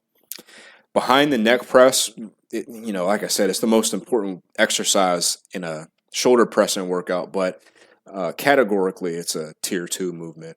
And then I do chest to bar weighted pull-ups as another tier 2 movement as well. In addition to that, to top it off, I do some cable rows, rear delt work, some side delt work, some triceps and biceps. And then for the blood flow, I do IYT raises, which are extremely underrated. But here's some closing thoughts on our final chapter. First of all, thank you so much for listening. If you have not liked the video yet, please like the video. Please subscribe so that this guide can get pushed out to as many people as possible. A lot of self-coaching is about taking personal accountability. You're going to systemize everything from your approach in the gym, outside of the gym, diet-wise. All that is going to be important for making progress. And it's the best and easiest way to go about it. Come back to this guide multiple times, over and over again, for further input. This is not a watch it once and then leave it alone. This is, I watched it, I went out and did stuff. I'm coming back to it for accountability and to help myself self-coach. Here's a few recommended programs. I usually do this by training goals at the end, but I thought it would be a lot more applicable to most people to just recommend them based upon time allotment that you have. So we'll start with most to least time allotment, and then people with physical limitations, like maybe people that have prior injuries, or maybe they just can't do certain things. Beast Slayer is going to be the best for people with the most time allotment because it has up to 5 days in the gym that you can do. You can do a 3-day version, but it has the option of doing up to 5. Decent time allotment is going to go with Golden Warrior and my upcoming program, Conquest, that I'm going to make a video about after this. For low time allotment lifters, Dragon Fist is going to be really good because it does use lower training volumes, but it uses intensity techniques to get more out of that for someone that doesn't have the time to just do 10 sets a week instead of like 6 or 7, sometimes even a little bit lower than that if you so choose to do so. And then also Raider is really good for that as well because it does use a more moderate training volume, but I just find that when you're a beginner lifter, you're not lifting weights that facilitate you warming up as much to heavier loads, meaning you're spending less time warming up basically. And then lifters with physical limitations, I'm also going to recommend Raider just with some modifications to exercise selection. So if you can't squat due to your knee, you can do something where you're working your quads that doesn't aggravate your knee. That's just the basic idea, but it's also low intensity enough with regards to some of the things that are in the program for you to be able to still train effectively and allow that injury to get better. I always like to top this off with what the perfect lifter is to me and what I think that you should try to aspire to be. Before in the past, that's been just be jacked and be good at everything. That's cool and that's all valid, and I'm not taking that back. But here are some things mindset-wise that I want you to think about. The perfect lifter to me is someone that is always willing to accept that they have more to learn, someone that's committed to their process, someone that's committed to having fun with their process and what they do, someone that's willing to deposit those pennies and make that small progress, someone that's always willing to take on new challenges and accept when something is hard or they've lost at something, someone that lives a full life, and at the end of the day, like I said, someone that is good at what they do. Here's some final thoughts I want to leave y'all with. Like I said, thank you so much for watching up until now. Please like and subscribe to the video. I hate asking for that, but really it just helps this stuff get out to more people so that they can use the resources that I apply. And I want to thank you again for sticking along with me and allowing me to have the great honor of being able to put this together every year and do something like this for the community. That's really what this is for. And if you have any questions, please refer back to the timestamps and the things that we've talked about and watch this video over and over again. Like I said, it's not something that you watch once and just set it and forget it. You come back to it. You allow it to be your resource to coach yourself.